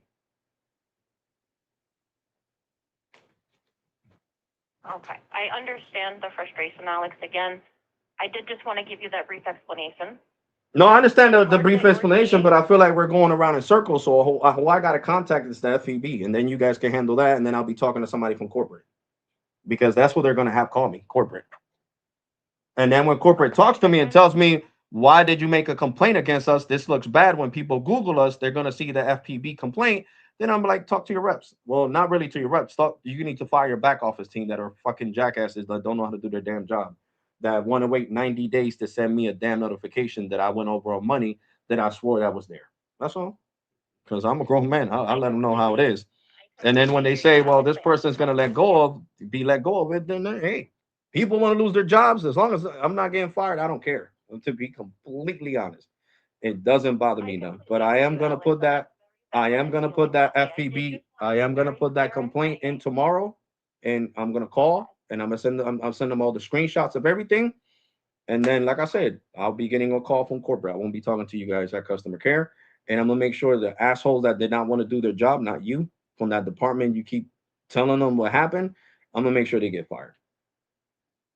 Because I'm pretty sure corporate is gonna want me to delete this live stream. I'm like, well, if you don't fire them, the live stream will stay up. I can care less. I'm getting paid from YouTube. I get paid for every live stream I do. So I'm making money right now. So it doesn't bother me now. You want me to lose money on this monetization? Anywhere from